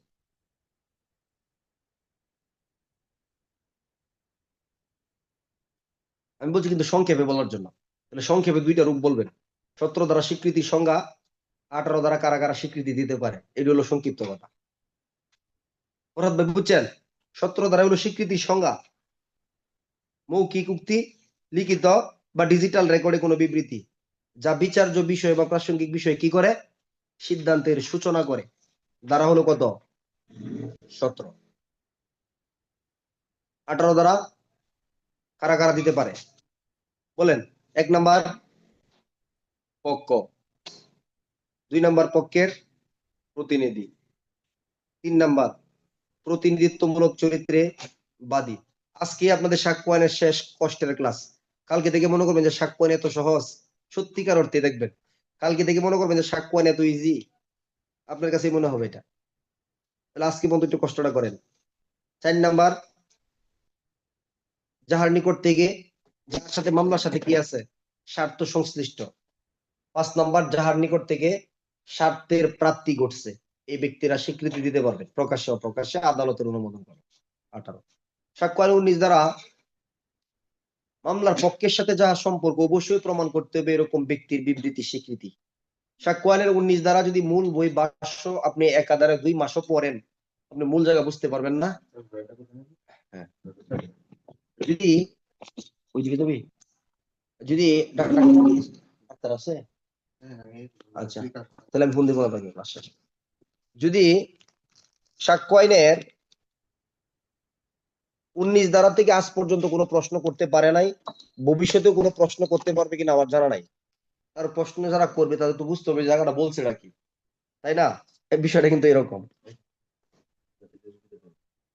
এটা না, থ্যাংক ইউ। আচ্ছা আমি আসতেছি।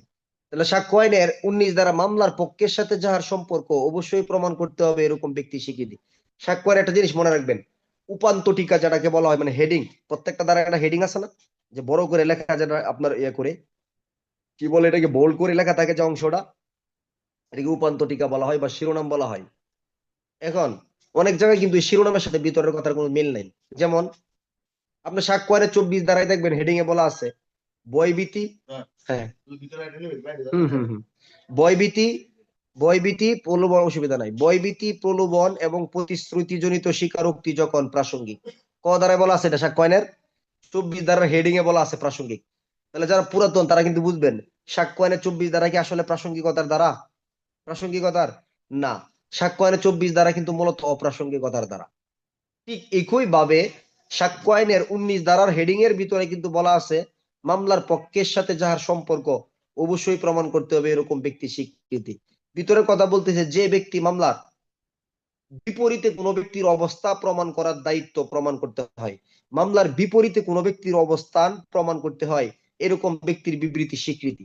আপনি এই ধারাটা বোঝার জন্য আমি সহজ একটা দিয়ে দেই। ধরেন মামলার একটা পক্ষ, আপনি, আপনার নাম হলো কি দর্পণ, দর্পণ ভৌমিক, আপনি মামলার কোন এক পক্ষ, মামলার আরেক পক্ষর নাম হলো হাফিজ। তাহলে মামলার দুইটা পক্ষ না, একটা হলো কি পক্ষ, বাদী পক্ষ, আর একটা হলো বিবাদী পক্ষ, মানে আসামি পক্ষ, বাদী পক্ষ। এখন আদালতে কোনো যখন সিদ্ধান্ত নিতে হয় তখন অনেক সময় কিন্তু বাদী বিবাদী পক্ষের মাধ্যমেও কোনো মামলার সমাধান হয় না, আদালতের প্রয়োজনে আরেকটা পক্ষকে আসতে হয়, হয়তো কোনো বিশেষজ্ঞ ব্যক্তি বা তৃতীয় পক্ষের ব্যক্তি প্রয়োজন হয় কিনা, লাগে না? তাহলে যে ব্যক্তি মামলার মেডিকেল রিপোর্ট প্রস্তুত করবে, যে ব্যক্তি সুরত ময়নাতদন্তের রিপোর্ট প্রস্তুত করবে, ফরেনসিক রিপোর্ট প্রস্তুত করবে, সে কি মামলার বাদী পক্ষ, বিবাদী পক্ষ নাকি তৃতীয় পক্ষ? তৃতীয় পক্ষ। তাহলে তৃতীয় পক্ষ ব্যক্তির যে বিবৃতি গুলা হয় বা তাদের রিপোর্ট গুলা হয়, তাদের অনুপস্থিতি কিন্তু আদালতে এগুলো সাক্ষ্য হিসেবে গ্রহণযোগ্য হয়, হয় কিনা? হয়। আবার কিন্তু তাদেরকেও আদালতে হাজির করতে হয় সাক্ষ্য দেওয়ার জন্য, যেমন ফৌজদারি কার্যবিধির 509 ধারাতে আছে, এরকম অনেক জায়গা পাবেন। তাদেরকে আবার কি করা হয়, আবার 510-এর সডাইপেন কতে আছে, তাদেরকে হাজির করতে হয়। এখন ওই ব্যক্তিগুলা যখন হাজির হয় তখন তারা কি বাদী পক্ষ না বিবাদী পক্ষ? কোন পক্ষের কিন্তু না। তখন এই ব্যক্তির বিবৃতি গুলো কি হিসেবে গণ্য হবে, তাদের মতামত গুলো হলো অভিমত সাক্ষ্য, তারা অভিমত সাক্ষ্য প্রদান করবে, ঠিক আছে, কিন্তু তাদের এই বিবৃতি গুলা স্বীকৃতি হিসেবে কি হবে, গণ্য হবে। তাহলে 19 ধারার মূল ব্যাখ্যা হলো এটা, আপনি যখন স্বীকৃতির উপাদান গুলাকে একটা প্রশ্ন আসে, যদি প্রশ্ন আসে স্বীকৃতির উপাদান গুলা কি, এটা একটা গুরুত্বপূর্ণ প্রশ্ন ইন্সপেক্টরশিপ পরীক্ষার জন্য। কি লিখবেন? যে স্বীকৃতির উপাদান, স্বীকৃতি মৌখিক, লিখিত বা ডিজিটাল রেকর্ডে থাকা কোনো উক্তি। পরে লিখবেন 18 ধারা, মামলার পক্ষ পক্ষের প্রতিনিধি, প্রতিনিধিত্বমূলক চরিত্রে বাদী, মামলার স্বার্থ সংশ্লিষ্ট ব্যক্তি বা তাহার যাহার নিকট থেকে স্বার্থ প্রাপ্তি ঘটিয়াছেন তারা স্বীকৃতি প্রদান করতে পারেন। 19 ধারা দিয়ে বলতেছে তৃতীয় পক্ষের ব্যক্তির বিবৃতি স্বীকৃতি হিসেবে গণ্য হবে। 20 ধারায় বলতেছে, কি বলতেছে? 20 ধারায় বলতেছে মামলার পক্ষ কর্তৃক ব্যক্তরূপে উল্লেখিত ব্যক্তির বিবৃতি স্বীকৃতি হিসেবে গণ্য হবে। অর্থাৎ এই 17 থেকে 20, 21 ধারার যে কথাগুলা, এই কথাগুলাই হলো স্বীকৃতির উপাদান। ভাষ্যতে কিন্তু আছে এগুলা, ঠিক আছে, আমার বইও দেওয়া আছে এই প্রশ্নটা। যাই হোক, এখন আমি আপনাদেরকে যে বিষয়টা বলতেছি, আপনি 19 ধারায় কি পড়বেন? কারণ 19 ধারা নিয়ে আপনার টেনশন করবেন না। যারা একদম নতুন, যারা সাক্ষ্য নিয়ে আসলেই ভয় পাচ্ছেন, তারা 19 ধারার পাশে ক্রস করে কেটে দেন যে আমি এই ধারাটা পড়বো না। আপনার বিন্দু পরিমাণ কোনো চাপ হবে না, এটা পরীক্ষার প্রশ্ন কোনোদিনও করবে না, আমি আপনাকে গ্যারেন্টি দিতে পারি। কিন্তু যদি বলেন না আমি সবই পড়বো সাক্ষ্য আইনের, তারা লিখবেন তৃতীয় পক্ষের ব্যক্তির বিবৃতিও স্বীকৃতি হিসেবে গণ্য হবে সাক্ষ্য আইনের 19 ধারা। ব্যাস, এনাফ। কি লিখবেন? তৃতীয় পক্ষের ব্যক্তির বিবৃতি বলবে যে আমি দেলোয়ারের পক্ষেও না, আমি দর্পণের পক্ষেও না। তাহলে আমি এই কথাটা বলতেছি না, এই যে আমি কোন পক্ষের বিপক্ষে, আমার কোন মামলার পক্ষেদের বিরুদ্ধে আমার অবস্থান, আমি কারো পক্ষের না, আমি যে এই কথাটা বললাম এটা হলো স্বীকৃতি। এরপরে আমি যে এই মামলা সম্পর্কিত যে সাক্ষ্যটা দিলাম সেটা হলো অভিমত সাক্ষ্য। আমি বুঝাইতে পারছি? আমি বললাম হাইড্রোজেন আর অক্সিজেন মিলে কি হলো? পানি হলো। হাইড্রোজেন আর অক্সিজেন মিলে যে পানি হলো, এটা আমার একটা বিশেষজ্ঞের অভিমত, এক্সপার্ট অপিনিয়ন। আর আমি যে বললাম যে আমি বাদী পক্ষেরও না, বিবাদী পক্ষেরও না, তৃতীয় পক্ষ, এই যে আমি উভয় পক্ষের বিরুদ্ধে আমার অবস্থান, আমার এই কথাটার নাম হলো স্বীকৃতি। সাক্ষ্য আইনের 19 ধারা। আপনি সারাদিন রিচার্জ করেন, কয়েক মাস রিচার্জ করেন, কথা এটাই বের হবে এখান থেকে। বুঝাতে পারছি? এই হলো সাক্ষ্য আইনের কত ধারা? 19 ধারা। সাক্ষ্য আইনের 20 ধারা, মামলার পক্ষ কর্তৃক ব্যক্ত রূপে উল্লেখিত ব্যক্তির বিবৃতি স্বীকৃতি হিসেবে গণ্য হবে। এটা উদাহরণটা খুব সহজ, এটা আপনি সহজে বুঝতে পারবেন।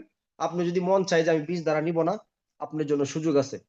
কারণ যে জায়গাটা আপনার প্রশ্ন করবে না, কোনোদিনও করতে পারেন নাই, এই জায়গা আপনার লোড না নিলেও হয়। কিন্তু আমরা আপনাদের ক্লাস করাইতে গিয়ে আমাদের এই জায়গাগুলো পড়াইতে হয়। কারণ অনেকেই বলবেন যে 20 ধারাটা বলেন তো একটু, কি বলবেন কি না? অবশ্যই কিন্তু বলবেন। একটা অ্যালার্জি থাকবে এই জায়গাটার ভিতরে, মানে যে জায়গাটা টাচ করব না, অনেকে কিন্তু বলবেন এটা মনে গুরুত্বপূর্ণ ধারা। বা হয়তো আপনি বলবেন যে আমাদের সারি তো জানা নাই ধারাটা, এরকম একটা প্রশ্ন। এই জন্য আমাদের এগুলোর প্রস্তুতি নিয়ে বসে থাকা লাগে।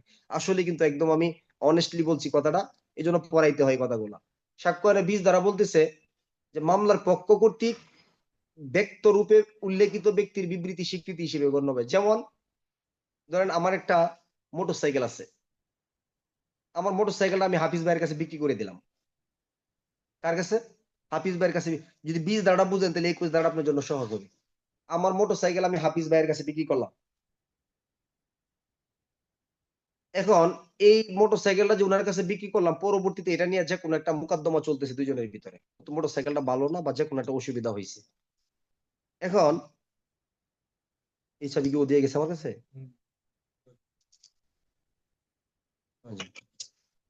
এখন মানে মূল বের উদাহরণ হচ্ছে ঘোড়া দিয়া, আমি মোটরসাইকেল দিয়ে বলতেছি যে কিভাবে বলবেন। এখন হাফিজ ভাই বলতেছে যে আপনি তো এই মোটরসাইকেলটা আমার কাছে বিক্রি করলেন ভালো বলে, মোটরসাইকেল আসলে ভালো না, এটার ভিতরে অনেক সমস্যা আছে, অসুবিধা আছে। তাহলে এটা হলো হাফিজ ভাইয়ের কথা। আমি বলতেছি না, আমি এই বিষয় সম্পর্কে কিছু বলবো না। আমার এই মোটরসাইকেল সম্পর্কে হারুন ভাই ভালো জানে, আমার মোটরসাইকেলের কাজটা সব উনিই করে। আমার মোটরসাইকেলটা কিরকম ওনার কাছে আপনি জিজ্ঞেস করেন। আমি কার নাম বলে দিছি? আমি কার নাম বলছি? হারুনের নাম। এখন হারুন ভাই বলতেছে এই মোটরসাইকেল আসলে খুব খারাপ, এটাও স্বীকৃতি। হারুন ভাই বলতেছে এটা খুব ভালো মানের মোটরসাইকেল, এটাও কি স্বীকৃতি। তাহলে মামলার বাদী পক্ষ একজনের নাম বলে দিছে, যেটা বিচার্য বিষয় সম্পর্কে কিছু বলার জন্য, অথবা মামলার আসামি বলে দিছে আমি কিছু বলবো না, এই বিচার্য বিষয়ে আমার এই ব্যক্তি বলবে। তাহলে মামলার যে কোনো পক্ষই হোক না কেন, একজন ব্যক্তির নাম যদি ব্যক্ত করে দেয়, ওই ব্যক্তি এসে যাই বলে, ভালো বলুক আর মন্দ বলুক, ওই ব্যক্তির বিবৃতি কি হিসেবে গণ্য হবে? স্বীকৃতি হিসেবে গণ্য হবে। সাক্ষ্য আইনের 20 ধারা। বুঝাইতে পারছি বিষয়টা?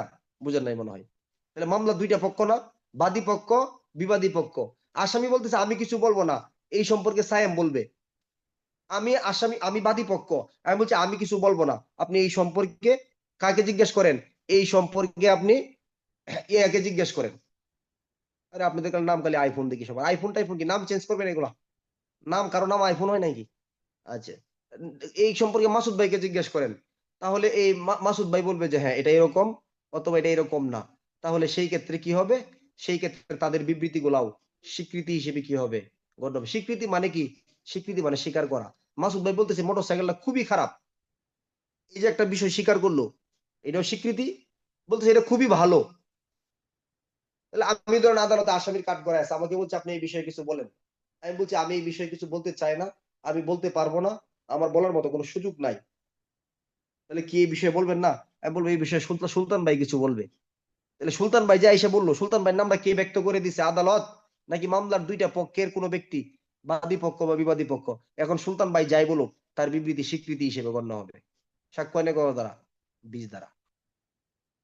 সাক্ষ্য আইনে 21 দ্বারা একটু গুরুত্ব সহকারে নিবেন, 21 দ্বারা থেকে প্রশ্ন করলে করে ফেলতে পারে। সাক্ষ্য আইনের 21 দ্বারা আলোচনার প্রেক্ষাপট হলো স্বীকৃতির প্রমাণ। স্বীকৃতি কে প্রমাণ করে? স্বীকৃতি কে প্রমাণ করে বলেন তো? স্বীকৃতি প্রমাণের দায়িত্ব কার? নরমালি স্বীকৃতি প্রমাণের দায়িত্ব কার? যে স্বীকৃতি দিবে তার, নাকি আমি যে স্বীকৃতি দিলাম আমার বিরোধী পক্ষের?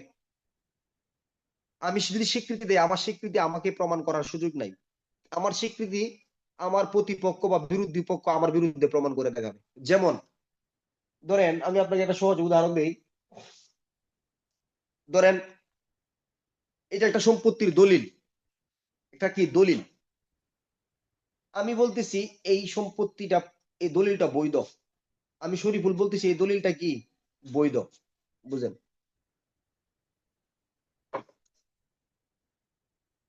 তাহলে এটা হলো আমার স্বীকৃতি।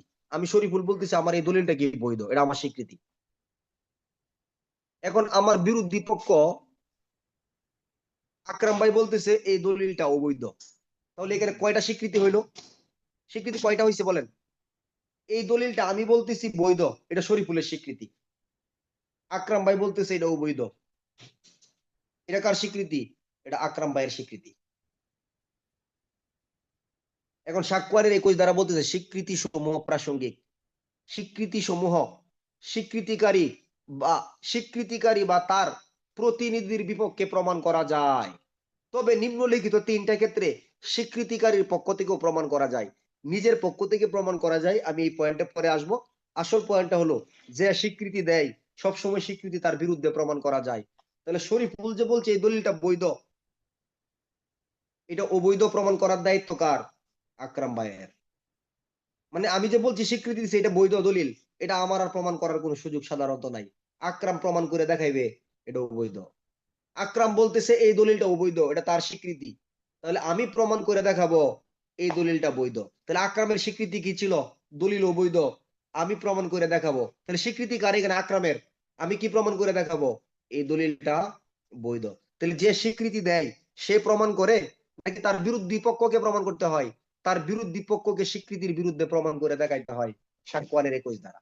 তাহলে প্রথম সাক্ষ্যের 21 দ্বারার মূল আলোচনা কি? যে স্বীকৃতি দেয় সে প্রমাণ করে, নাকি তার প্রতিপক্ষ বা তার বিরোধী পক্ষ এর বিরুদ্ধে প্রমাণ করে? কি প্রমাণ করে? স্বীকৃতির বিরুদ্ধে প্রমাণ করে। যেমন আমি স্বীকৃতি দিলাম, কি স্বীকৃতি দিছি? যে মাসুদ ভাই খুব ভালো ছেলে, এটা আমার স্বীকৃতি, যে মাসুদ খুবই ভালো ছেলে, এটা আমার স্বীকৃতি। এখন আমার বিরুদ্ধে পক্ষ হলো আবুল কালাম আজাদ, তিনি প্রমাণ করে দেখাইবেন আমার স্বীকৃতির বিরুদ্ধে যে মাসুদ নামক ব্যক্তি ছেলে হিসেবে ভালো নয়। এখন আমি বলতেছি আমার স্বীকৃতি হলো কি, যে মাসুদ নামক ব্যক্তি একদমই ভালো নয়, এটা আমার স্বীকৃতি। তাহলে আবুল কালাম আজাদ আমার বিরুদ্ধে প্রমাণ করে দেখাবেন যে মাসুদ নামক ব্যক্তি খুবই ভালো। তাহলে স্বীকৃতি যে দেয় সে প্রমাণ করে, নাকি স্বীকৃতিকারকের বিরোধী পক্ষ প্রমাণ করে? স্বীকৃতিকারীর বিরোধী পক্ষ এটা প্রমাণ করতে পারে। তাহলে স্বীকৃতি প্রমাণের দায়িত্ব কার? স্বীকৃতি প্রদানকারী ব্যক্তির, আদালতের, নাকি স্বীকৃতি প্রদানকারীর বিরোধী পক্ষের ব্যক্তির? স্বীকৃতি প্রদানকারীর বিরোধী পক্ষের ব্যক্তির এই স্বীকৃতির বিরুদ্ধে প্রমাণ করতে পারে সাক্ষ্য আইনের ক দ্বারা। তাহলে স্বীকৃতি প্রমাণের দায়িত্ব কার? সাক্ষ্য আইনের 21 ধারা মোতাবেক যে ব্যক্তি স্বীকৃতি দেয় বা যে পক্ষ থেকে স্বীকৃতি দেওয়া হয়, তাদের এই স্বীকৃতি তাদের বিরোধী পক্ষ তাদের বিরুদ্ধে প্রমাণ করতে পারে সাক্ষ্য আইনের 21 দ্বারা। এর কোনো ব্যতিক্রম আছে কি? আছে ব্যতিক্রম আছে? হ্যাঁ আছে। 3টা ক্ষেত্রে যে স্বীকৃতি দেয়, যে পক্ষ থেকে দেয়, তাদের পক্ষ থেকেও প্রমাণ করা যায়। যেমন আমি স্বীকৃতি দিছিলাম কি এই দলিলটা বৈধ, এটা কি আমার প্রমাণ করার কথা ছিল বৈধ? আমার প্রমাণ করার কথা ছিল না, বিরোধী পক্ষ প্রমাণ করে দেখাবে এটা অবৈধ। কিন্তু আমি স্বীকৃতি দিয়ে মারা গেলাম সাক্ষ্যের 32-1 দ্বারাই, আমার মৃত্যুর পরে স্বীকৃতি কি করলাম, মারা গেলাম, তাহলে আমার পক্ষের প্রতিনিধিরা প্রমাণ করে দেখাবে যে এই দলিলটা বৈধ। কেন? আমি তো মারা গেছি। তাহলে স্বীকৃতি দেয়া যদি কোনো ব্যক্তি মারা যায়, তাহলে তার মৃত্যুর পরে তার পক্ষের বা প্রতিনিধিরাও প্রমাণ করে দেখাইতে পারে যে এটা শরীফুল যে স্বীকৃতি দিয়ে গেছিল এই দলিল কিন্তু আসলে বৈধ। তাহলে কি আমি জীবিত আছি না মারা গেছি? আমি কিন্তু মারা গেছি, এই জন্য আমার পক্ষে থেকে প্রমাণ করা যাইতে পারে। এটা হলো একটা। খুব শর্ট ভাবে নেবেন এই কথাগুলা, এত ভিতরে গভীরে ঢোকার দরকারই নাই। সাক্ষ্য আইনের 32-21 2 নম্বর অংশ স্বীকৃতি। এখন বলেন আমরা প্রথম অংশে কি পড়ছি? স্বীকৃতি কি যে দেয় সে প্রমাণ করতেছে, না তাদের বিরোধী পক্ষ প্রমাণ করতেছে? তাদের বিরোধী পক্ষ। তাহলে নিজের পক্ষ থেকে কি স্বীকৃতি প্রমাণ করার সুযোগ আছে? বলেন আছে। কয়টা ক্ষেত্রে আছে? বলেন 3টা ক্ষেত্রে। প্রথমে কি বলেন? স্বীকৃতিকারীর মৃত্যু হলে। দ্বিতীয় স্বীকৃতি, আমি স্বীকৃতি দিছি আমি মানসিক ভাবে খুব অসুস্থ, এটা আমার স্বীকৃতি বা আমার পক্ষ থেকে স্বীকৃতি আমি দৈহিক ভাবে বা মানসিক ভাবে খুব অসুস্থ। তাহলে নর্মালি প্রমাণ করার কথা ছিল কে? আমি যে অসুস্থ, দৈহিক ভাবে, মানসিক ভাবে, শারীরিক ভাবে অসুস্থ, এটা আমার স্বীকৃতি। আমি যে অসুস্থ না সুস্থ, এটা আমার বিরুদ্ধে পক্ষে প্রমাণ করার কথা ছিল না নর্মালি। কিন্তু আমি যে অসুস্থ, আমি আমার মেডিকেল সার্টিফিকেট অন্যান্য বিষয় দিয়া আমাদের নিজের পক্ষ থেকেও প্রমাণ করে দেখাইতে পারি যে আসলে আমি অসুস্থ। এই হলো 2টা। আপনি নর্মাল কথা ভিতরে থাকবেন। তাহলে প্রথমটা কি? স্বীকৃতিকারের মৃত্যু হলে তার পক্ষ বা তার প্রতিনিধির মাধ্যমে প্রমাণ করা যায়। 2 নাম্বার, স্বীকৃতিকারী যদি কোনো এরকম দৈহিক বা মানসিক অসুস্থ হয়ে থাকে, তাহলে সেই ক্ষেত্রে নিজের পক্ষ থেকে প্রমাণ করা যায়। 3 নাম্বার, এটা যদি স্বীকৃতি যদি স্বীকৃতি হিসেবে প্রাসঙ্গিক না হয়ে অন্য কোনোভাবে প্রাসঙ্গিক হয়, তাহলে সেই ক্ষেত্রেও তাদের নিজেদের পক্ষ থেকে প্রমাণ করা যায়। যেমন এখন 3 নাম্বার বলতেছি আমার স্বীকৃতি রইলো না, এটা কি হয়ে গেছে? এটা সাক্ষ্য হয়ে গেছে। তাহলে সাক্ষ্য প্রমাণ করার দায়িত্ব কার? আমি যদি মামলায় জিততে চাই, বিষয়বস্তু প্রমাণের দায়িত্ব আমার উপর বর্তাবে হবে। এটা স্বীকৃতি রইলো না। তাহলে স্বীকৃতির ভিতরে এটা ব্যতিক্রমের ব্যতিক্রম, যে এটা যদি স্বীকৃতি হিসেবে না হয়ে অন্য কোনো ভাবে প্রাসঙ্গিক হয়, তাহলে নিজের পক্ষ থেকেও কি করা যায়? প্রমাণ করা যায়। আমি আপনাকে 3টা পয়েন্ট বলে দিচ্ছি, এই 3টা পয়েন্ট শুধু মনে রাখবেন। যদি প্রশ্ন আসে কিভাবে লিখবেন যে স্বীকৃতি প্রমাণের দায়িত্ব কার, লিখবেন স্বীকৃতি যে দেয় তার বিরোধী পক্ষ প্রমাণ করতে হয়। উদাহরণ, শরীফুল স্বীকৃতি দিল দলিলটা বৈধ, মাসুদ বলছিল অবৈধ, তাহলে মাসুদকে অবৈধ প্রমাণ করে দেখাইতে হবে। বাস। এর কোনো ব্যতিক্রম আছে কি? 3টা ক্ষেত্রে স্বীকৃতিকারীর পক্ষ থেকেও প্রমাণ করা যায়। 1 নাম্বার, স্বীকৃতিকারীর মৃত্যু হলে। 2 নাম্বার, স্বীকৃতি যদি কোনো দৈহিক মানসিক অসুস্থতা সম্পর্কিত হয়। 3 নাম্বার, এটা যদি স্বীকৃতি হিসেবে না হয়ে অন্য কোনো ভাবে প্রাসঙ্গিক হয়। বুঝতে পারছি বিষয়টা? সাক্ষ্যের কত দ্বারা? 21 দ্বারা। এটা কিন্তু প্রশ্নমুখী একটা ধারা। সাক্ষ্যের 21 ধারাটা কিন্তু প্রশ্নমুখী একটা জায়গা, মনে রাখবেন। আমি জানি আপনাদের একটু কষ্ট হচ্ছে, এবং সাক্ষ্যের সবচেয়ে কঠিন ধারাগুলো আমরা পার করতেছি এখন। সবচেয়ে কঠিন জায়গাগুলো কি করতেছি? পার করতেছি। তবে তুলনামূলক সামনের ধারাগুলোর চাইতে গুরুত্বপূর্ণ কম। আপনি যদি ইচ্ছা করেন হাইড করবেন, তাহলে এখানে 19 ধারা 20 ধারা পড়ার দরকার নাই। তবে 21 ধারাটা শর্ট পড়বেন, কি যে স্বীকৃতি দেয় তার বিরোধী পক্ষ প্রমাণ করতে পারে। তবে নিজের পক্ষ থেকেও প্রমাণ করা যায়। কয়টা ক্ষেত্রে? বলেন। নিজের পক্ষ থেকে, স্বীকৃতিকারীদের পক্ষ থেকে কি স্বীকৃতি প্রমাণ করা যায় রিফন মোল্লা ভাই? যারা স্বীকৃতি দেয় তাদের পক্ষ থেকে কি স্বীকৃতি প্রমাণ করা যায়? কয়টা ক্ষেত্রে যায়? বলেন কয়টা ক্ষেত্রে? এই শীত কি খুব বেশি, একটু হাতগুলো উপরে তোলা যায় না? অসুবিধা কি? রুকনুজ্জামান, এই শুয়ে থেকে ক্লাস করলে কি ক্লাস হবে? তো ঘুম আসবে খালি।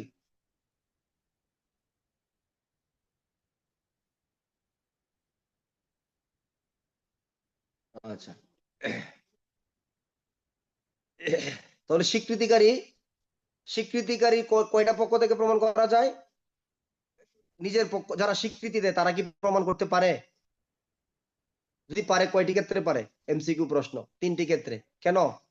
স্বীকৃতিকারীর মৃত্যু হলে, স্বীকৃতি কোনো দৈহিক বা মানসিক অসুস্থতা সম্পর্কে হলে, এটা স্বীকৃতি হিসেবে প্রাসঙ্গিক না হয়ে অন্য কোনোভাবে প্রাসঙ্গিক হলে। সবকটাই সঠিক।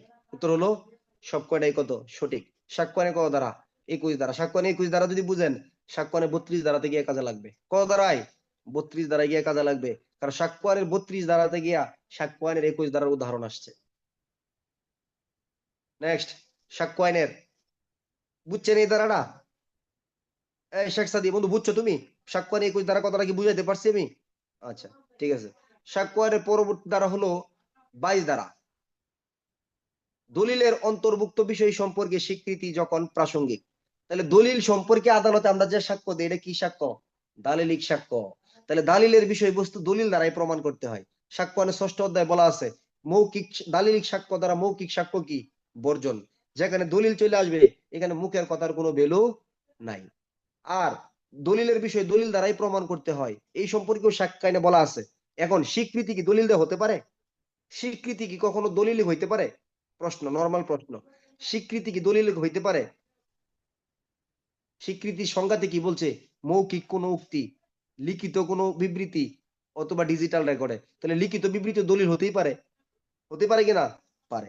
তাহলে সাক্ষ্য আইনের 22 ধারা বলতেছে, তাহলে আপনার দলিল সম্পর্কে আপনার স্বীকৃতি দেওয়ার দরকার কি? দলিল সম্পর্কে দলিল হাজির করলেই তো হয়। সুন্দর না কথাটা? যে আপনার দলিল সম্পর্কে দলিল হাজির করেন, তাহলে দলিল দিয়ে কি স্বীকৃতি দেওয়া যায়? বলেন, দলিল নিয়ে কোনো স্বীকৃতি সাধারণত দেওয়া যায় না। দলিল নিয়ে কোনো স্বীকৃতি দেওয়া যায় না। তবে দুইটা ক্ষেত্রে দলিল সম্পর্কেও স্বীকৃতি দেওয়া যায়। সাক্ষ্য আইনে 22 ধারা যদি ভালো বুঝেন, সাক্ষ্য আইনে 63 এবং 65 ধারা আপনার জন্য বোঝা খুব সহজ হবে, যেগুলো সাক্ষ্য আইনের সবচেয়ে গুরুত্বপূর্ণ ধারা। তাহলে সাক্ষ্য আইনের 22 ধারার আলোচনা কি? দলিল সম্পর্কে কোনো স্বীকৃতি দেওয়া যায় কি না।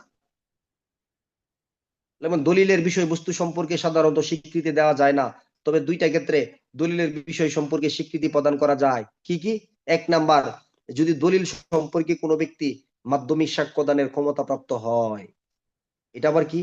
মাধ্যমিক সাক্ষ্য বুঝেন? মূল দলিল নাই, মূল দলিলের ফটোকপি অনুলিপিতে সাক্ষ্য দিলে মাধ্যমিক সাক্ষ্য। তাহলে মাধ্যমিক সাক্ষ্য দানের ক্ষমতা প্রাপ্ত কেন হয়? সাক্ষ্য আইনের 65 ধারায় বলতেছে, বিরোধী পক্ষকে নোটিশ দিলে মূল দলিল হাজির করে নাই, বিরোধী পক্ষ মূল দলিল হারায় গেছে, নষ্ট হয়ে গেছে, এখতিয়ার এলাকার বাইরে, আদালতে স্থানান্তর করা যায় না, মূল দলিল সরকারি দলিল, তাহলে কি করা যায়? মাধ্যমিক সাক্ষ্য দেওয়া যায়। মাধ্যমিক সাক্ষ্য দিয়েও কি করা যায়? দলিল প্রমাণ করা যায়। এখন ধরেন এটা দলিল আদালতে হাজির করার দরকার, তাহলে দালিলিক সাক্ষ্য। এখন এই দালিল সম্পর্কে আপনি মৌখিকভাবে স্বীকৃতি দিতে পারবেন? দিতে পারবেন। কখন? যে দলিল সম্পর্কে আপনি কি হন? মাধ্যমিক সাক্ষ্য দানের ক্ষমতা প্রাপ্ত হন। আরেকটা কি? যদি দলিলের অকৃত্রিমতা মত সম্পর্কে কোনো প্রশ্ন ওঠে। দলিলের অকৃত্রিমতা সম্পর্কে কোনো প্রশ্ন ওঠে। অকৃত্রিম মানে কি? এই প্রশ্নটা আমি সব ক্লাসেই করি। অকৃত্রিম মানে কি বলেন তো?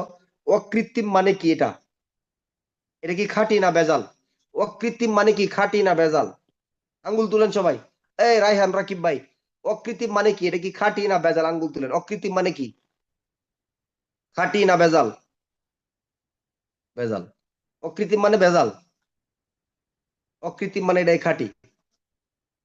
কৃত্রিম মানে কি? তাহলে যদি আপনি কি কেউ আপনার গার্লফ্রেন্ড যদি আপনাকে বলে তোমার প্রতি আমার কৃত্রিম ভালোবাসা, থাকবে? সম্পর্ক থাকবে? বলে বিদায়, সালাম দিয়ে বিদায় দিয়ে দিবেন। যদি বলে অকৃত্রিম, হ্যাঁ, যদি বলে স্বামী স্ত্রীর ভালোবাসা কৃত্রিম ভালোবাসা, কেউ মানবে এটা? বাবা মার বাবা মার ভালোবাসা অকৃত্রিম, অকৃত্রিম ভালোবাসা না কৃত্রিম? অকৃত্রিম ভালোবাসা। তাহলে অকৃত্রিম মানে কি? বৈধ। তাহলে দলিলের বৈধতা নিয়ে যদি কোনো প্রশ্ন উঠে যায়, সেই ক্ষেত্রে দলিল সম্পর্কে কি দেওয়া যায়? স্বীকৃতি দেওয়া যায়। সুন্দর না কথাটা? তাহলে বলেন 22 দ্বারা কি পড়বেন? দলিল সম্পর্কে কি মৌখিক স্বীকৃতি দেওয়া যায়? লিখবেন না, দেওয়া তো যায় না। পরে লিখবেন হ্যাঁ, দুইটা ক্ষেত্রে যায়। কি? দলিল সম্পর্কে যদি কোনো ব্যক্তি মাধ্যমিক সাক্ষ্য দানের ক্ষমতা প্রাপ্ত হয়, এটা অনেকে বুঝবে না যে মাধ্যমিক সাক্ষ্য দানের ক্ষমতা মানে কি। মানে মূল দলিলটা ধরেন হারায় গেছে, আপনার এই কথাটা মুখস্থ আছে, অথবা এটা একটা ফটোকপি আপনার কাছে আছে, অথবা 63-5 যে কথাটা দলিল সম্পর্কে আপনার কি আছে? মুখস্থ আছে। তাহলে দলিল সম্পর্কে আপনি স্বীকৃতি দিতে পারবেন। আরেকটা কি? দলিলের ভিতরে বেজাল আছে, যে মূল দলিলটা, এই দলিলটার ভিতরে বেজাল আছে এমন কোন প্রশ্ন উঠছে, তাহলে আপনি দলিল সম্পর্কে কি করতে পারবেন? স্বীকৃতি দিতে পারবেন। দ্বারা হলো সাক্ষ্য আইনের 22 দ্বারা। বুঝছেন? তাহলে বলেন, দলিল সম্পর্কে কি মৌখিক স্বীকৃতি দেওয়া যায়? বলেন না, না যায় না। বলেন যায় না। তবে এর কোনো ব্যতিক্রম আছে কি? বলেন, দুইটা ক্ষেত্রে দলিল সম্পর্কেও স্বীকৃতি দেওয়া যায়। কি কি ক্ষেত্রগুলা? বলেন, 1 নম্বর ক্ষেত্র, দলিল সম্পর্কে কোনো ব্যক্তি মাধ্যমিক সাক্ষ্যদানের ক্ষমতাবান, আর একটা হলো কি দলিল সম্পর্কে মাধ্যমিক সাক্ষ্যদানের ক্ষমতাবান, আর একটা হলো কি মূল দলিলে যদি বেজাল থাকে। অকৃত্রিম মিথ্যা বুঝি না, মূল দলিলে যদি কি থাকে, কোনো বেজাল থাকে, কোনো ঝামেলা থাকে, কোনো জাল জালিয়াতি থাকে, তাহলে দলিল সম্পর্কে মৌখিকভাবে স্বীকৃতি প্রদান করা যায়। সাক্ষ্যায়নে ক দ্বারা 22 দ্বারা, 22-এর একটা সংশোধনী আছে 22-এর ক দ্বারা। তাহলে ডিজিটাল রেকর্ড সম্পর্কে কি, পুরো ডিজিটাল রেকর্ড সম্পর্কে কি মৌখিক স্বীকৃতি দেওয়া যায়? হ্যাঁ, এই ডিজিটাল রেকর্ডের যদি অকৃত্রিমতা সম্পর্কে বা এই ডিজিটাল রেকর্ডে যদি কোনো বেজাল থাকে, এই সম্পর্কেও স্বীকৃতি প্রদান করা যায় 22-এর ক দ্বারা। সাক্ষ্যায়নের সংশোধনী গুলো একদম সহজ। সাক্ষ্যায়নের যে সংশোধনী জায়গাগুলো না খুব সহজ, মানে ওই আগের ধারাটার সাথেই একটু ডিজিটাল রিলেটেড কথাবার্তা আর কি, আর কিছু না। তাহলে ডিজিটাল রেকর্ড সম্পর্কে মৌখিক স্বীকৃতি কখন দেওয়া যায় বলেন? ডিজিটাল রেকর্ডে যদি কোনো বেজাল থাকে, অকৃত্রিমতা সম্পর্কে প্রশ্ন ওঠে, এটা খাঁটি নয় এই মর্মে যদি কোনো প্রশ্ন উত্থাপিত হয়, তাহলে সেই সম্পর্কে ডিজিটাল রেকর্ড সম্পর্কেও স্বীকৃতি প্রদান করা যায়। কত দ্বারা? 22-এর ক দ্বারা। 23 দ্বারা। সাক্ষ্যায়নের 23 দ্বারা আলোচনার বিষয়বস্তুটা হলো এমন: দেওয়ানি মামলার ক্ষেত্রে স্বীকৃতি প্রাসঙ্গিক নাকি অপ্রাসঙ্গিক। 23 দ্বারা এই কার্যক্রমটা দেওয়ানি মামলার সাথে জড়িত। কোন মামলা? দেওয়ানি মামলার সাথে। যে দেওয়ানি মামলার ক্ষেত্রে স্বীকৃতি প্রাসঙ্গিক নাকি অপ্রাসঙ্গিক। আদালত যদি মনে করেন এই পক্ষগুলোর ভিতরে পূর্ব থেকে কি করা আছে, একটা চুক্তি করা আছে যে স্বীকৃতির বিষয় সম্পর্কে কোনো কি দেওয়া হবে না, সাক্ষ্য দেওয়া হবে না, আদালত যদি এটা বুঝে ফেলতে পারে, তাহলে স্বীকৃতি অপ্রাসঙ্গিক। আর পক্ষগণের ভিতরে কোনো চুক্তি করা নাই, আদালত যদি এই বিষয়ে বুঝতে না পারে, তাহলে সেই ক্ষেত্রে সেটা প্রাসঙ্গিক। আমি আরো সহজে বলে দিই। যেমন একটা দেওয়ানি মামলা চলতেছে, আপনার নাম কি? রায়হান, কুষ্টিয়া। রায়হান ভাই এবং আপনি রুবেল ইসলাম, আপনি দুইজনের ভিতরে একটা দেওয়ানি মামলা চলতেছে। দেওয়ানি মামলা কি খুব দ্রুত শেষ হয় না? অনেক সময় লাগে, অনেক সময় লাগে। তাহলে পক্ষগণ, বইয়ের উদাহরণ আছে 500-তে। এখন এই মামলা দীর্ঘদিন ধরে চলতেছে। পক্ষগণ বলতে বাদী পক্ষ, বিবাদী পক্ষ, দুইজনকেই বোঝাচ্ছে, অথবা বাদী পক্ষরও দুজন হইতে পারে। এখন মামলার বাহিরে গিয়া রায়হান এবং রুবেল ইসলাম বাদী বিবাদী একটা আপোষ করছে, এমন আপোষ যে তারা এই বিষয় সম্পর্কে একটা বিষয় কি করে ফেলবে, স্বীকার করে ফেলবে। কেন? যে তারা এটা মিউচুয়াল করে ফেলবে। হ্যাঁ, আদালতের মাধ্যমে এটা লেন্দি প্রসেস হচ্ছে, যেভাবেই হোক। এখন আদালত বুঝে ফেলছে যে এই যে স্বীকৃতিটা রুবেল দিয়ে দিল, এরা দুজনের ভিতরে একটা কি আছে, চুক্তি আছে। মানে একটা বিষয় স্বীকার করছে, কিন্তু এরা একটা গরুয়া কি করে ফেলছে, চুক্তি করে ফেলছে। এটা কে বুঝে ফেলছে? আদালত। তাহলে দেওয়ানি মামলার ক্ষেত্রে এই স্বীকৃতির কোনো কি নাই, মূল্য নাই। আর আদালত যদি বুঝতে না পারে, তাহলে এই স্বীকৃতি কি প্রাসঙ্গিক। সাক্ষ্যায়নে ক দ্বারা 23 দ্বারা। আপনি কিভাবে পড়বেন? যে আদালত যদি মনে করেন যে পক্ষগণের ভিতরে একটা আগে থেকেই চুক্তি করা আছে দেওয়ানি মামলার ক্ষেত্রে, এই সম্পর্কে কোনো সাক্ষ্য দেওয়া হবে না, এগুলো বললে আপনি বুঝবেন না। যে আদালত যদি মনে করেন দুইটা পক্ষের ভিতরে একটা চুক্তি করে আসছে, তাহলে দেওয়ানি মামলা স্বীকৃতির কোনো কি নাই, প্রাসঙ্গিকতা নাই। আর আদালত যদি এটা ধরতে না পারেন, তাহলে দেওয়ানি মামলার ক্ষেত্রে স্বীকৃতি কি প্রাসঙ্গিক। তাহলে 23 দ্বারা কি আদালত বুঝতে পারলে অপ্রাসঙ্গিক, আদালত যদি বুঝতে না পারে, তাহলে সেই ক্ষেত্রে কি প্রাসঙ্গিক। সহজে পড়তে হবে আপনাকে। এটা এমন কোনো না যে আপনাকে প্রত্যেকটা ধারা গুলে খেয়ে ফেলতে হবে, একদম লাইন টু লাইন মূল জায়গাটা, বুলেট পয়েন্টটা, নির্যাসটা নিলেন, তাহলে আপনি খুব সহজে বুঝতে পারবেন। যদি মনে করেন 23 ধারা পর্যন্ত আপনি খুব কঠিন হয়ে গেছে, কিছুই বুঝি নাই, 23 ধারা পর্যন্ত আপনি পড়াই বাদ, কালকে 24 ধারা থেকে সাক্ষ্যায়ন পড়া শুরু করবেন, তাতেও কোনো সমস্যা নাই। এর আগের যে জায়গাগুলো আছে 3 ধারা সংখ্যাগুলো একটু গুরুত্বপূর্ণ, এক দুইটা ধারা একটু গুরুত্বপূর্ণ আর কি। কিন্তু আমি এটা বলতেছি না আপনি একবারে ছেড়ে দিবেন, কথা বুঝাতে পারছি? ছেড়ে দেওয়ার কোনো সুযোগ নাই, তবে মোটামুটি গুরুত্বপূর্ণ আছে। কালকে থেকে 24 ধারা থেকে শুরু করে পরবর্তী যে ধারাগুলো আছে 55 ধারার ভিতরে, ওইখানেও কয়েকটা নর্মাল ধারা আছে, আমরা আলোচনা করব সবগুলা ইনশাল্লাহ। আপনাকে এখানে মানে আপসেট হওয়ার মতো তেমন কোনো কারণ নাই, প্রতিদিন এগুলো শুনবেন। ফৌজদারি কার্যবিধি আজকের আলোচনাটা শুনছিলেন কোন মাসে? অক্টোবর মাসের 12 তারিখে। তাহলে আজকে ডিসেম্বরের কত তারিখ? 14 তারিখ। তাহলে চলতেছেন আলোচনা, দণ্ডবিধিতে গিয়ে অতই আলোচনাগুলো শুনবেন। অতএব আপনাকে ধৈর্যশীল হইতে হবে এবং সহনশীল হইতে হবে ইনশাল্লাহ, তাহলে আপনি পারবেন। আজকে যে আলোচনাটা করছি এটা 5 মিনিটের ক্লাস, কিন্তু আমরা সময় নষ্ট করি কিসের জন্য? মানে লম্বা আলাপ করতে গিয়ে সময় নষ্ট হয়ে যায়। কি ক্লাস হয়েছে আজকে? সাক্ষ্যায়নের 17 দ্বারা মৌখিক, লিখিত বা ডিজিটাল রেকর্ডে কোনো বিবৃতি যা বিচার্য প্রাসঙ্গিক বিষয়ে সিদ্ধান্ত সূচনা করে তাকে বলে স্বীকৃতি।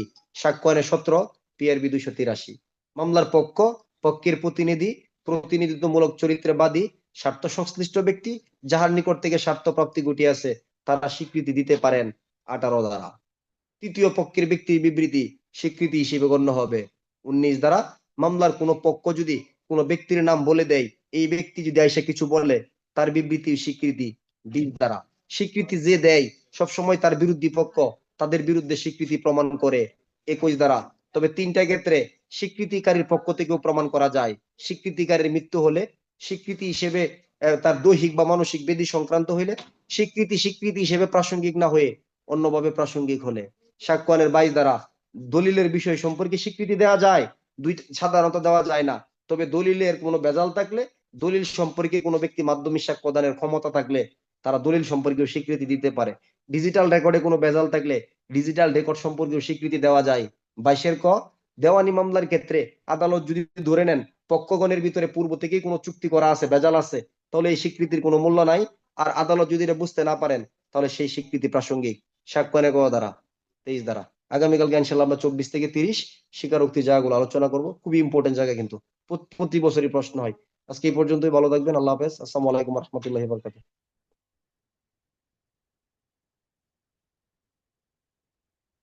দাদা, রেকর্ডটা বন্ধ করেন।